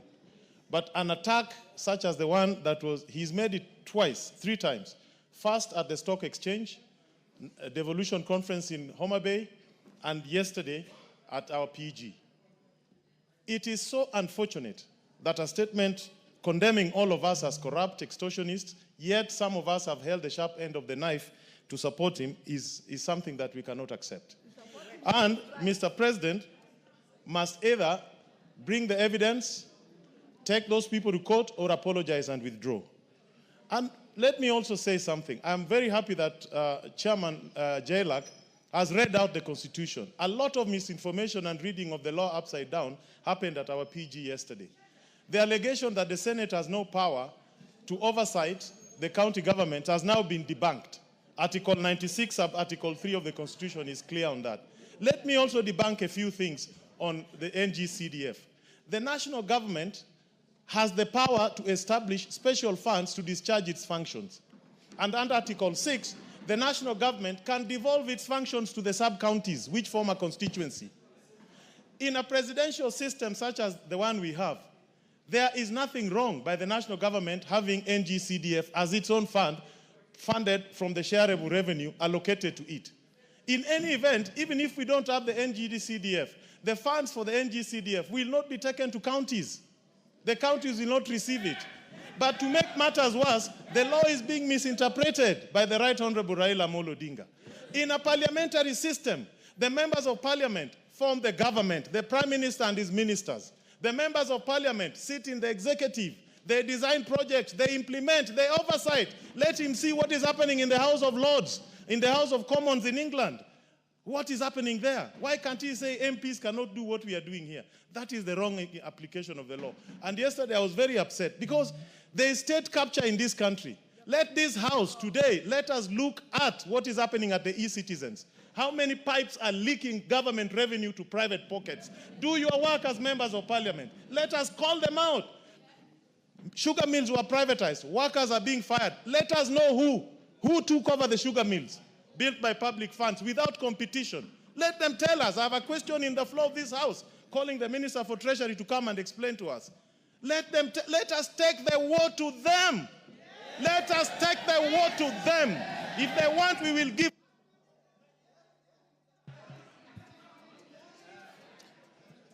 Member for Kingi.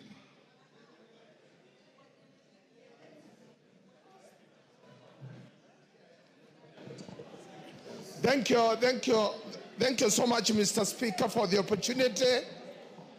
On this hour and this moment, I want to say that this House is under siege for all of us, inclusive, Mr. Speaker. You are in this House to preside over it, and when we are under attack, you are the first person on the line of attack. I really want to say that this is the government, the executive, which we have worked and we have given it our sweat and our blood to make it to where it is now. We have lost properties. We have lost reputation. We have lost credibility in our own constituencies. We have business partners we work with. Whenever we visit them for business, other than the parliament, they see us, we are taking corruption into their own offices. And it is for that purpose, Mr. Speaker, we would want to say that whoever suggests that we are corrupt, they should, and we are not, they should go to the same venue, tell our wives, tell our children, tell our business partners, tell our friends that that was a very erroneous statement that came from none other than the head of state for this country. Because the first question I got when I went home last night from my wife, he wanted to check my pocket if I had any illegal money. And I really want to rest my case that we earn our sweat by offering services to this government through this parliament. Thank you. Member for Bumula. Honorable Speaker, I was very shocked yesterday by the sentiments of His Excellency the President. Members, let's listen to one another. You will add me some 30 seconds, Honorable Speaker. Honorable Speaker, the Constitution is very clear. Chapter 8, 9, and 10 is very clear in terms of roles of Parliament, Judiciary, and the Executive. This House is self-regulating through the Committees of Powers and Privileges chaired by none other than the Speaker himself. Mr. Speaker, this House has done well. As a National Assembly, we've risen to the occasion. When we called out on Shah, during Adani, now the Committee on PAC has done very well with e-citizen. And my guess is good, because I think that is where the rage is coming from. They have come out to unmask the culprits of e-citizen and how money is being stolen. Honorable Speaker, this House, this floor impeached a minister of government, Honorable Mithika Linturi. We have done well, Honorable Speaker, as a parliament. It is wrong, Honorable Speaker, for a president to say he's fed on raw intelligence, Honorable Speaker, and moves to make such accusations against us. Honorable Speaker, in law, and you know better than me, anybody who becomes aware of a crime and keeps quiet of it is an accomplice. As we speak, the Honorable President is an accomplice, Honorable Speaker.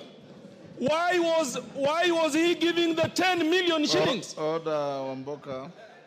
I referred you to Standing Order 87. You want to discuss the person and conduct of the President? Bring a motion. Well guided, Honorable Speaker. Yes.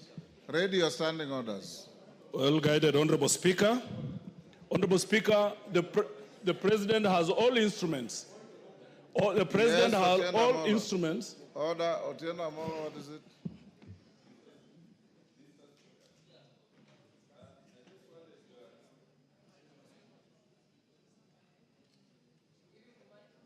Give Otieno Amolo the mic.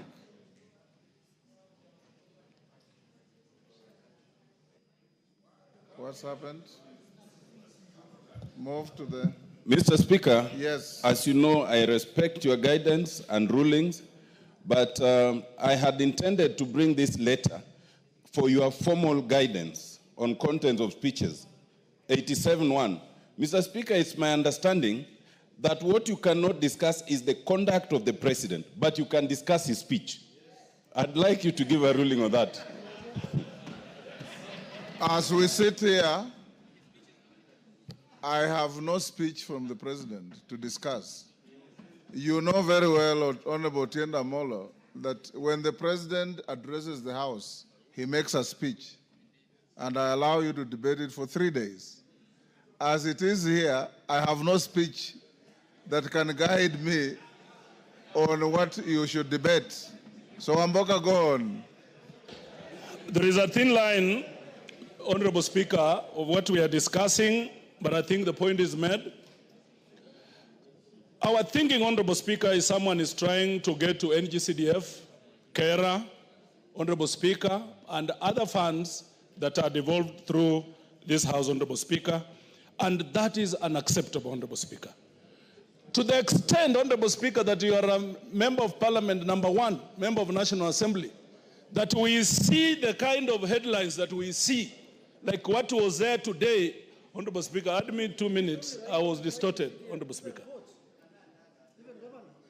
Yeah, that we see the kind of headlines today, Honorable Speaker, that's unacceptable. That is unacceptable. You are the champion, you are the head of this House, Honorable Speaker. We will not allow anybody to try and mud you, because that is tantamount to mudding the whole House, Honorable Speaker. As I finish, we are now going to exercise our teeth. We are now going to bite. And Honorable Speaker, as I speak, there is a table censure motion. It is before you, Honorable Speaker. It's coming. We must now take our rightful position as a National Assembly. It is so painful. Some members of this House, most members have stood with the executive. They have defended the executive. They have suffered because of executive, Honorable Speaker. They have lost their popularity, some of them, presumably because of the executive. And now the same executive want to throw them under the bus. We say no. Wakwende. Honorable members, I'll now give to Silvanus Osoro, but before he takes the floor, I acknowledge the following. Kipsingay, order. Order, members. Kipsingay Secondary School from Sotik, Bomet. Joska PAG Church, Mavoko, Machakos. On my behalf and on behalf of the House, we welcome them to the House of Parliament. Osoro. Thank you very much, Honorable Speaker. Honorable Speaker, I first want to confirm that I'm a member of the Jailer Committee. That has really largely been mentioned. Number two, even before I get to the details, Honorable Speaker, on what the Honorable Murugara has said, I also want to associate myself fully with the statements that have been made by the Honorable Karoli Omondi. And I'll be very particular, Honorable Speaker, on one issue even before I get to the second one, on the question of NGCDF and devolution. Honorable Speaker, I think that the vision and the mission of the drafters of the Constitution, and even the people who dreamt about devolution, including Right Honorable Raila Amolo Odinga, they really must have had a very good plan on what devolution is and actual things, what devolution ought to have been. Honorable Speaker, we want to tell them, and I say this with tremendous respect, that kwa ground vitu ni different. That what people think devolution ought to have been or should be is not what it is. There is nothing that is working on the ground as far as devolution is concerned, Honorable Speaker. And that is why, in any case, Honorable Speaker, Article 96 should actually be implemented the more. We cannot say that you want the county assembly members be left to the responsibility of oversighting governors. Honorable Speaker, a governor that controls 13 billion shillings, a county governor that controls 13 billion shillings cannot be oversighted by an MCA who wants 80,000 shillings, and then they give them 3,000 shillings every day, Honorable Speaker, even to follow them, Honorable Speaker. And that is where we are saying, Honorable Speaker, that we must be very particular, Honorable Speaker. Mr. Speaker, the argument is about this House being declared corrupt. It's not about discussing devolution. The head of the state declared us corrupt. Well, how? Order. Order, Sane. Honorable Sane.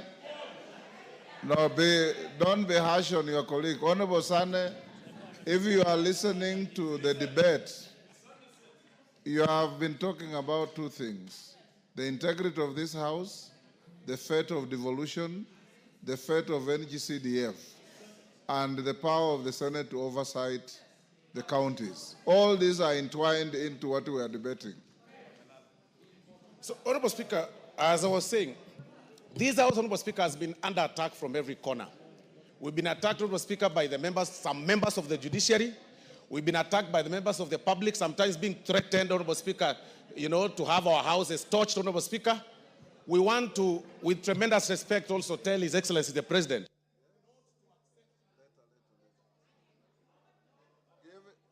Give him a minute.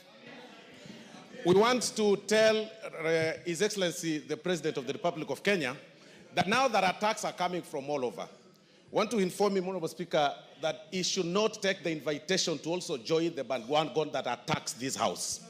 Because this House, if somebody claims that they brought money to a certain committee or to a particular chair, then especially on a bill that is actually sponsored by the AG from government, then that person should actually be arrested the more, because he is the one picking money from some public side and then to try and bribe the members of Parliament, Honorable Speaker. Because this House, Honorable Speaker, has been under attack from every corner. And it should actually not be happening. Today, as we are speaking, Honorable Speaker, people are already complaining about Kera. They want the Kera funds to be reverted to the counties. They want NGCDF to go. But, Honorable Speaker, you will need a microscope to see what governors or county governments are doing, Honorable Speaker, because there is nothing that is being done, Honorable Speaker. Time up. Time up. Parashina. Thank you, Mr. Speaker. Thank you also for standing for, to be one of the leaders to be counted in this country for defending Parliament. Mr. Speaker, I only also need to comment on 3 things, or 4: doctrine of separation of powers that we saw yesterday, and we need to remind the executive we don't work under their mercy. Number 2 is yesterday I witnessed executive, that's the president, lecturing members of Parliament, trying to create intimidation. We want to tell him that we are not going to go through intimidation here or outside. We will continue doing our duties without being coerced. We also need to remind the executive through the president and Mr. Raila that he should respect Parliament every time. He is leading executive, judiciary should be respected, and Parliament should be respected. Suggestions that Mr. Speaker came, which also brought yesterday, is about us in the committee. They alluded that when we summon state agencies or even PSs or ministers, they say that we keep asking them for money. Then the question is, how are we going to do our oversight role, if at all? They are saying that we are looking for money. It is our duty to do our oversight role, and I can tell them it is no longer going to be business as usual. And the last one is an independent investigation. If possible, let the president or this house establish an independent investigation where the executive can submit evidence where this house has been involved in corruption. But we cannot allow, it's like saying a pot, how can a pot say that the pan is black? It is not possible. Thank you, Mr. Speaker. Jane Kagiri.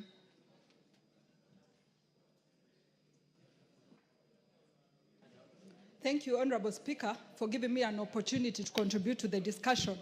Honorable Speaker, my English teacher always told us, before you skin a dog, you give it a bad name. Honorable Speaker, today, I feel that is actually what is happening. We all know that CDF, NGCDF, and GAF are under siege. And because of that, Honorable Speaker, that is why it is found right for an attack of members of Parliament, for them to give us a bad name. Honorable Speaker, I would just want to remind this Honorable House, and inclusive of anybody who contests for a position, that is including the presidency, that it is based on performance that we get re-elected. And even for the presidency, should be well noted that the performance of NGCDF, the performance of NGAF, will also count for their performance at the end of the 5 years. So, Honorable Speaker, we need NGCDF respected, we need NGAF respected, and Honorable Speaker, let it go on record that members of Parliament make decisions based on their own minds and based on what they want to do for their people. So nobody is here to be helped to decide based on the money that they receive. We make decisions because we want the best for our people, Honorable Speaker. Thank you. Daud. Thank you, Mr. Speaker, sir. Mr. Speaker, let me also declare that I'm a member of JLAC, and they have not received any of the monies that has been paraded around. Mr. Speaker, I would like to thank the President on one thing. He has reminded us that we need to do our work. We have not been doing our work because we have been supporting the executive. Whenever things come here, we have always been supporting them. I think, Mr. Speaker, sir, the bill that is being, the act that the President mentioned, the anti-money laundering, was sponsored by the leader of majority. Actually, we should not even start with the President. We should ask the leader of majority whether he bribed the committee, the JLAC committee, and how much he has given us. The second thing, Mr. Speaker, if the bill, if that act was procured through bribery, then that act should be repealed and brought back to this House so that we can act on it again without the bribery. Thank you, Mr. Speaker. Yes, Karemba. Yes, I'll come to you. Thank you, Honorable Speaker. And Honorable Speaker, allow me to say that I am happy and upset at the same time.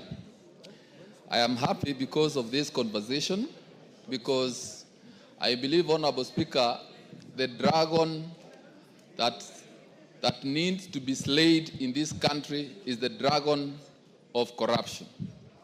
What is stealing the future of our country, Honorable Speaker, is corruption. And it is okay if this conversation is started by the President or any other person. But, Honorable Speaker, I am upset because of this wholesale condemnation of Parliament. Because a person like me, Honorable Speaker, you are well aware that it's just the other day that I joined the Jailer Committee. And I am now branded as perhaps one of the people who have already received the money. And, Honorable Speaker, it is very wrong for anyone to do this kind of condemnation on members of Parliament. But I believe it is for a few reasons. One, it must be that they are coming for CDF and for RMLF. It is for that reason.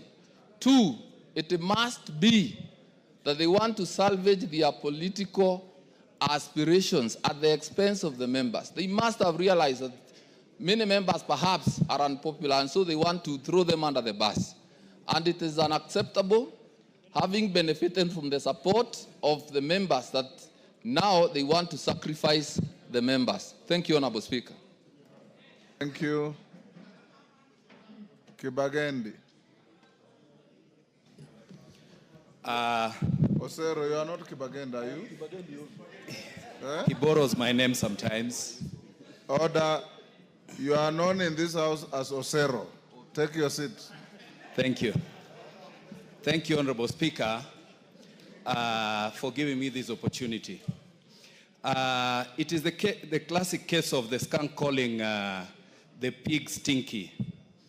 The president, who himself bears responsibility for questionable governance decisions, add gravely in issuing a blanket condemnation of this august House.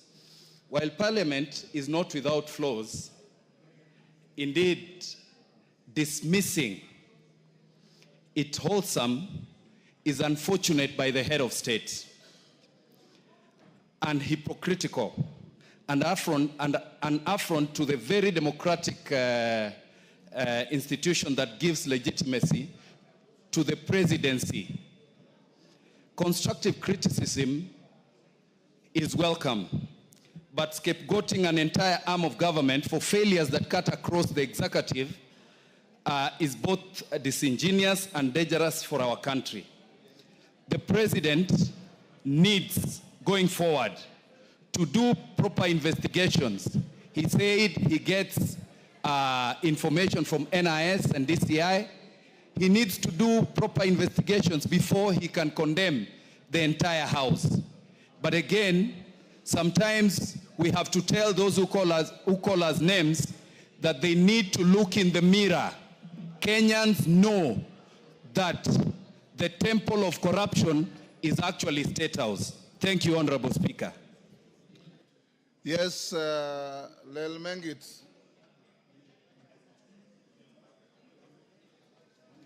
Thank you, Honorable Speaker. I would also want to echo my sentiments on this case. Honorable Speaker, first, I would like to apologize to this Honorable House, because a few years, Honorable Speaker, when I was in the university, I used to call the members here pigs. I was among those people who called the honorable members pigs because of the notion and the negativity out there, Honorable Speaker. Now, Honorable Speaker, I sit in this position as a member of Parliament, and now the ball is on my court. Honorable Speaker, I have realized that there is an enormous task bestowed to these honorable members, all the way as representatives, legislators, and oversighting responsibility. Honorable Speaker, I want to state this categorically, that even on the issues of NGCDF, as part of the representative duty that we do as honorable members, we cannot find substantive projects across the constituency or in the county governments that have been done by the county governments. Honorable Speaker, it's in my entire ward, Kilibwani ward constituency, I cannot find any single project that was done by the county governments. Only projects that have been done through the NGCDF money can be appreciated by the people out there. Honorable Speaker, I want to mention this, that even in the case whereby in the future we might have a elected president similar to the, I don't want to mention names, but the president who will be giving resources basing on the shareholding basis, probably other counties and other regions of this country will be discriminated. So, Honorable Speaker, I want to mention and also to echo that this is an honorable house. We do our work perfectly, and we uphold our duty and integrity as members of parliament. Thank you, Honorable Speaker. Donald Watch, I see you on the screen, or you are not? Okay, Millie. Thank you, Mr. Speaker, for giving me this opportunity. Mr. Speaker, if there is one person I admire is Honorable Raila Amolo Odinga. And the reason I admire Honorable Raila Amolo Odinga is because he's a person who stands on principle. And even if he's the only man standing, he will remain standing on principle. Mr. Speaker, I have learned from the best. And that is why I stand on principle like the person I admire, Honorable Raila Amolo Odinga, and urge my party leader to listen to the ground on NGCDF. Mr. Speaker, I also want to urge my party leader that there's one thing I've admired about him, which is equality and fairness. Mr. Speaker, what is coming out of this house is that he's looking at governors more favorably than he's looking at members of parliament, which is Senate and National Assembly. We are all your children. Look at all of us favorably. Mr. Speaker, I want to speak to, should I one day be unfortunate to be the president, because it's not a happy occasion to be president, but should I be unhappy to be president of this republic, one thing I cannot take for granted, if I got that opportunity, is the support of parliament. If you are a president, do not take for granted the support of parliament. If in doubt, ask Honorable Uhuru Muigai Kenyatta. Mr. Speaker, finally, on corruption, there's demand and there's supply side. We have had, and we keep hearing a lot on supposed or alleged demand. As a governance expert, tell us the supply side. If you are serious about dealing with corruption that is bedeviling this country, let us look at demand and the supply side. And as a Christian, Mr. Speaker, I want to remind us that I was taught a song. Kila mtu atauchukua mzigo wake mwenyewe, na kila mtu atapewa habari zake mwenyewe mbele za Mungu, siku hiyo itakuja. Individual responsibility. Thank you. Honorable Rindikiri Murwitania. Thank you, Mr. Speaker. Order, honorable members. I want to One may think that Millie is out of order. The reason I've allowed her is I've treated it as a quote in a speech. Anything beyond that should have been out of order. Thank you, Mr. Speaker. I associate myself with the sentiment expressed by the chairman of JILAC. Mr. Speaker,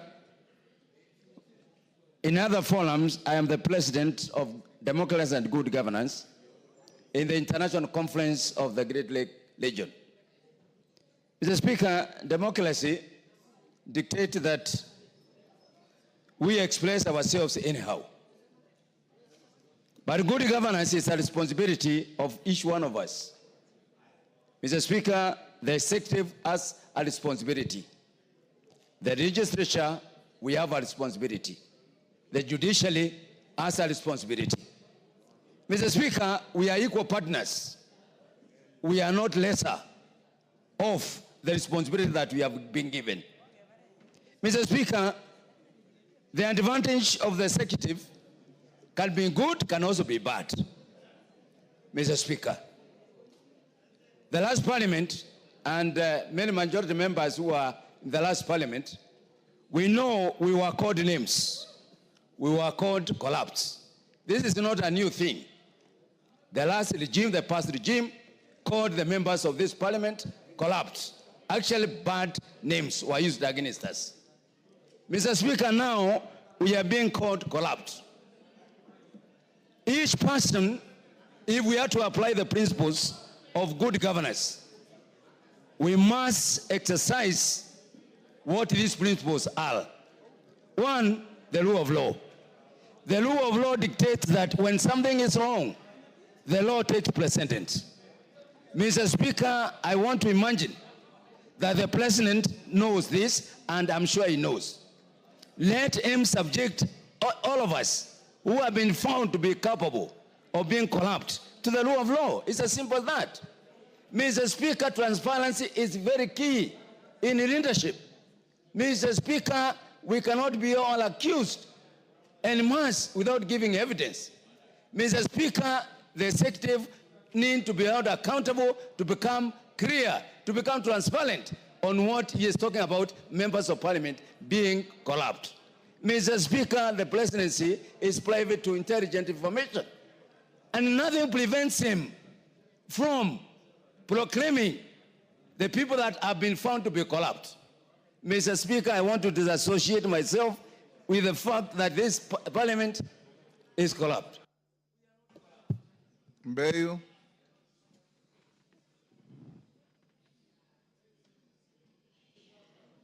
Asante Mheshimiwa Spika. Mheshimiwa Spika, mimi nahuzunika sana. Haya maneno yalitokea kwa viongozi wetu wakuu jana, ni jambo la kusikitisha. Na hasa nikisikia upande wa kuondolewa pesa za NGCDF na ni pamoja na ngafu. Tufikirie sisi kama wabunge, majina tumepewa.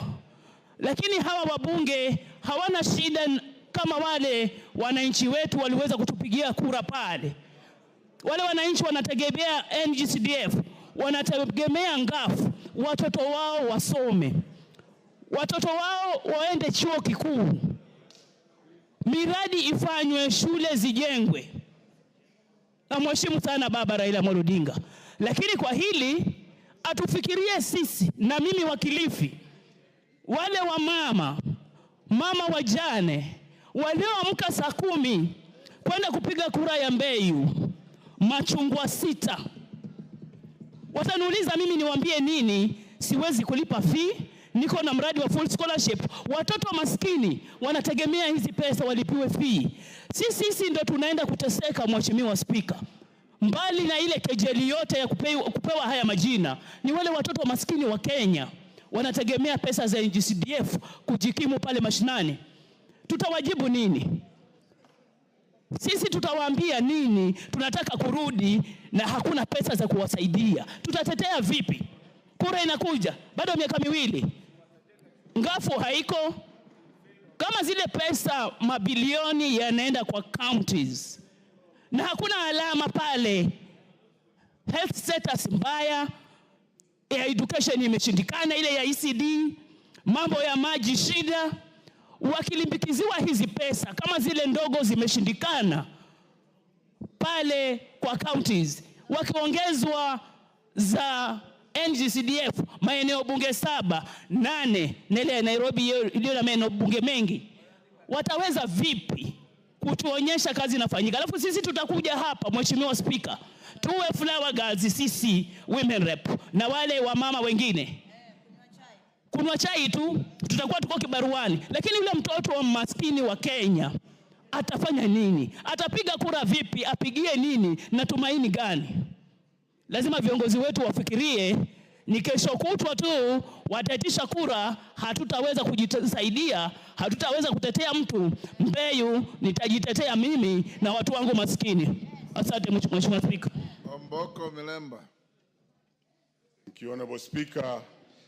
I think this is a very great opportunity from the President and the Honorable Raila Amolo Odinga to call out Parliament. And this is a great opportunity for the 13th Parliament to take this opportunity to actually deal with the elephant of corruption.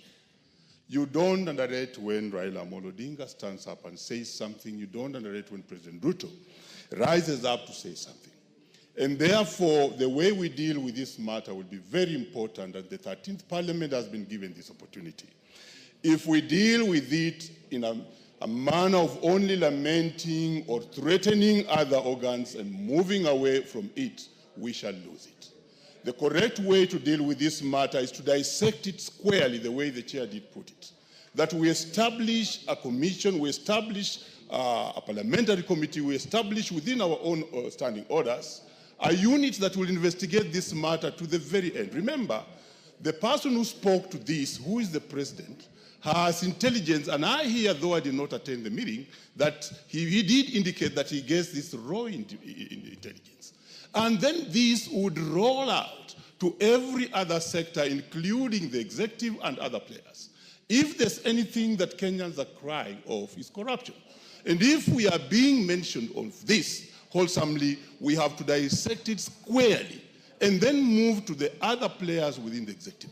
Are you aware that there could be executive members who could go to the president and pick money, say they're taking that money to parliament, and they come here, they don't give money, and that thing could be going on. This could be a bigger scheme which this House can now take and look into the details. For instance, Parliament has been standing with the executive. How much money did you receive when you did pass the housing bill? How much money did you receive when you passed SHA? How much money did you receive when you did deal with finance bill? And many other bills that we have dealt with. So we need to deal with these things squarely. There are many other issues that we do pass here. And if we go that direction, we shall save the Kenyans. We shall actually start dealing with the elephant of corruption, still beginning with this House and then rolling it out. I am also sad that there's unconstitutional statements that are being pronounced very quickly. Look at this. We need to defend the Constitution and the independence of this House. When you talk about the lack of Senate's role in counties, mark that. It needs to be dealt with by this House. When you talk about CDF, I don't want to belabor on this one because it has been thoroughly flogged. But look at this. There's another one flowing down ourselves, that we need to devolve education. Look at what health is happening. And it also came from the two leaders. I think it was Raila Amolo Odinga that we devolve education. Health is dead. We are now speaking of devolving education to the counties. We shall not have education. So this is a very good opportunity. But look at this. Independence of the House. Time is up. Give him 30 seconds. Independence of this House can only be protected by this House. When you teach the students who are up there, you tell them that the House is independent and no any other unit, no any other body can make a law. That's what we teach. I'm a teacher. But look at this now. How many bills are we getting being referred back to the House under the article which requires that you raise 2/3 majority? Those are issues that this Parliament must now stand on and make good law. David Ocheng.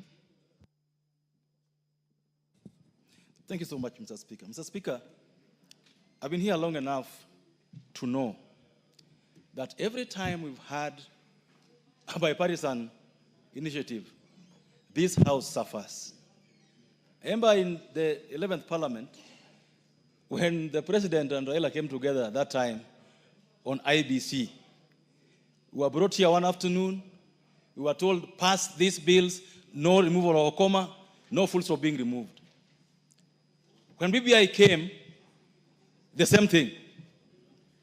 Now we have this opportunity, and I thought this would be used to bring the country together and fight these ills together. Corruption has been pointed out as the biggest ill we've had. And all those initiatives, the one of Uhuru and Raila, the one now, corruption was at the forefront to be fought. But it disheartens me, Mr. Speaker, for the President to come before members of Parliament and tell us that he knows that a governor gave people money. He knows that an MP was given money. And those governors or those MPs are not arrested. What does he want us to do? Are we police? If you're the president and you know those who are stealing, why don't you arrest them? Why do you come to tell us? What do I have to do with it? You are the president. You are saying you want to fight corruption. And you know those who are stealing. What are you waiting for? Is it our business? Everyone should carry out their functions. This president gave us a finance bill. That was very unpopular. We passed it for him. This president gave us a housing levy. Very unpopular. We passed it for him. This president has asked us to pass SHA. We sat here until 10 p.m. Passed it for him. What have we done for him? What has this parliament not done for president that he now has to come and bastardize us? What? Let him do his job. And why he's also involved in corruption, we'll follow him. You can't come and name everyone else be corrupt as if yourself you're very clean. It doesn't work like that. We have one country. We must all protect this country. We won't allow. We are not begging for CDF. We don't use CDF money ourselves. We're not begging for CDF to be kept. Senate should not beg to carry out his functions. It is not the job of Raila to tell us what the law says. It can't be. This House must take back seriously going forward.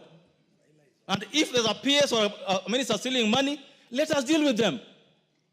But we can't allow people to come and start reading for us Riot Act as if themselves they are very clean. This parliament must reclaim its place in history. Give him 30 seconds. So, Speaker, I was very happy yesterday with our leadership. Because you cannot go before governors, abuse us, insult us, then call us. Instead of telling us why you called us, you start lecturing us on matters that you should deal with personally. So, Speaker, I want to request our leaders today, leadership of Parliament. Let's deal with the issue the President has raised. Fernando Anyonyi. The Speaker, I just want to take this very seriously. I'm doing my third term in this House. And this House must be respected.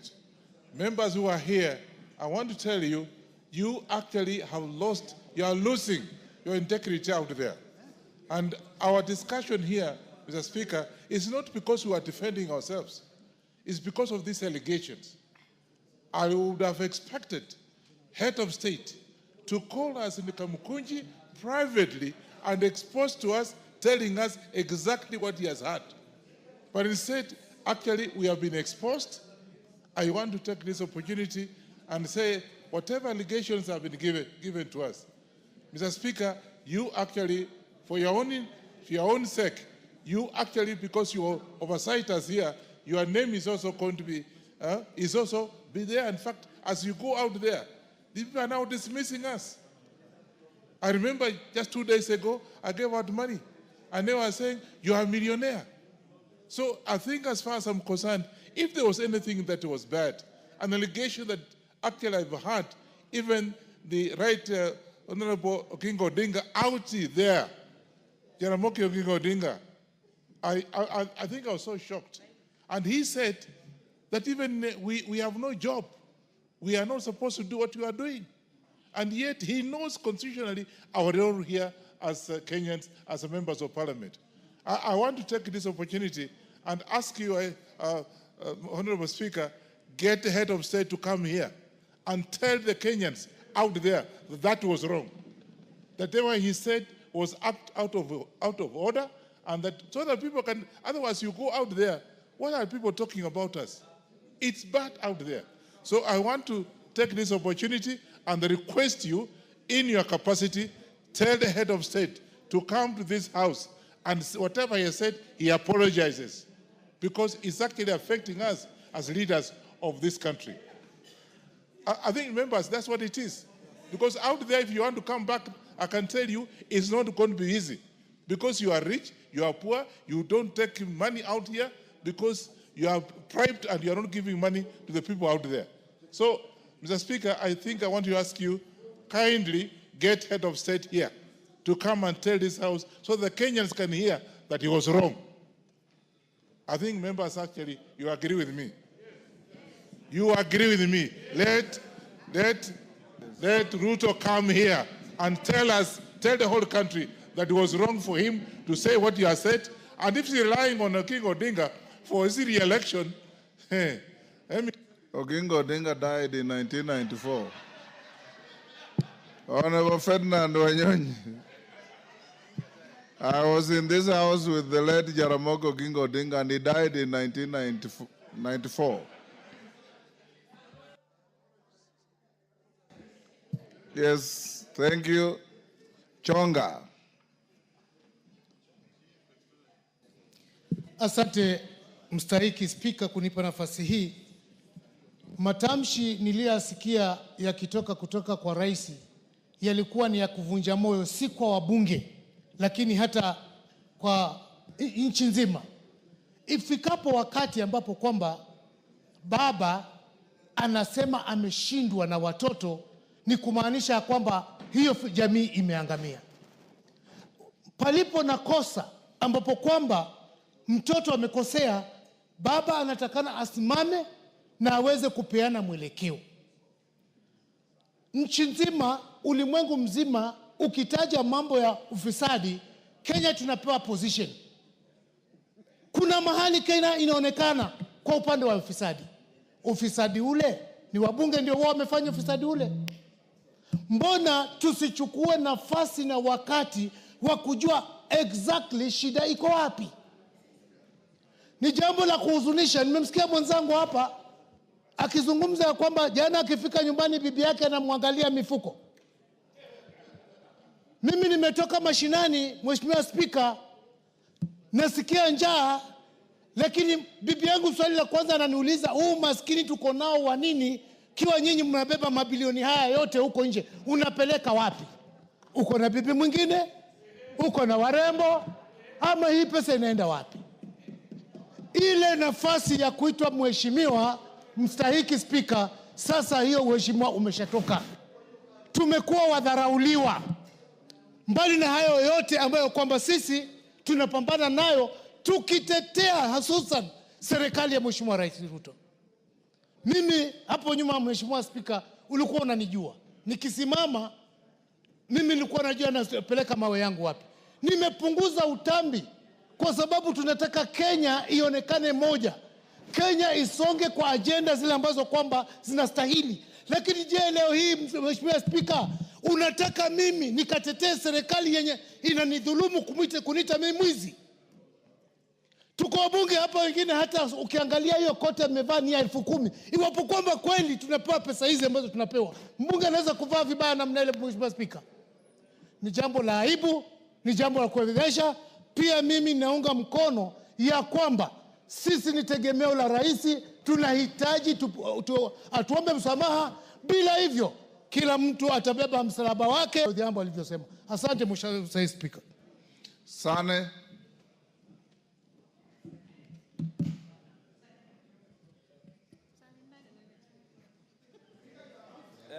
Thank you, Mr. Speaker. You have always stood to support the dignity of this House. Mr. Speaker, the former President Uhuru Kenyatta was on record having said that his government is always daily losing 2 billion shillings in corruption. Corruption is widespread in the executive than is being betrayed. Parliament is non-corrupt, Mr. Speaker. Mr. Speaker, 2 words were being used. Extortion is a dirty word. It means getting money forcibly. Better corruption. Corruption means using your office or your power to at least get something. So it was very rude, unacceptable, unpalatable to call us extortionists, Mr. Speaker. Mr. Speaker, the President, Parliament, tribunals, and the judiciary laterally enjoy delegated powers as per the Constitution. There are separation of powers, and we must respect each other, Mr. Speaker. The Speaker of this Parliament is the Right Honorable Wetangula, and he deserves respect. He leads a team of members. You must be respected, and by extension, we deserve that respect. We conduct business as per the procedures and the Constitution, Mr. Speaker. Mr. Speaker, we have been behaving as if we were conveyor belts for the executive. We have been called to State House, been lectured on government policy, and we have never let down the government of the day in making sure policies were executed and laws were being acted. Mr. Speaker, we have been reprimanded most of the time using the Political Parties Act that when we speak our mind, we were being told you will be de-whipped, you will face sanctions. I think it is time to revisit the Political Parties Act so that members exercise their discretion and their right to represent their constituents. We can no longer represent others but the people of Kenya, the sovereign, Mr. Speaker. Thank you for your kindness. Unite. We have the last 10 minutes. I gave you 5, I gave you Chumba 5. Mr. Speaker, I want to start from the onset by saying that he who alleges must prove. He who alleges must do what? Must prove, Mr. Speaker. So the burden of proof are with the people who have alleged, not with us at all. Mr. Speaker, Parliament is an institution in this country that has been created by the Constitution. And Parliament, Mr. Speaker, operates under the Constitution. It's an arm of government that every Kenyan who thinks of leadership aspires to be, Mr. Speaker. Mr. Speaker, I have said on this floor before that people think coming to Parliament is an easy thing. If all of them could try to contest for a seat, even for an MCA seat, that is when they will know what an election means. How difficult it is to come to this house, Mr. Speaker. Mr. Speaker, look at the number of people who come out, or the number of people who show interest in every constituency to become members of Parliament. There are more than 10 in every constituency. But the people of Kenya, in their own wisdom, decide to bring one person to this house, Mr. Speaker, at a time. So, Mr. Speaker, that is why members of Parliament are given the title of honorable. It's earned. You earn the title by getting first elected by the people. Then that's when you deserve to be called a honorable member. But, Mr. Speaker, people cannot demonize the institution of Parliament as a whole. If you have a problem with, I have a problem with this and that person, but you cannot demonize the whole institution of Parliament, Mr. Speaker. Because this institution is in place to serve Kenyans. This is an institution that has direct mandate in exercising sovereignty of the people. Sovereignty belongs to the people. It can be exercised directly or through their elected representatives, Mr. Speaker. Other than the MCS are only found in... There's corruption in the judiciary, there's corruption in Parliament. Mr. Speaker, there's a way to address the fight about corruption. It's not a wholesome condemnation of a whole group of people who are serving Kenyans, Mr. Speaker.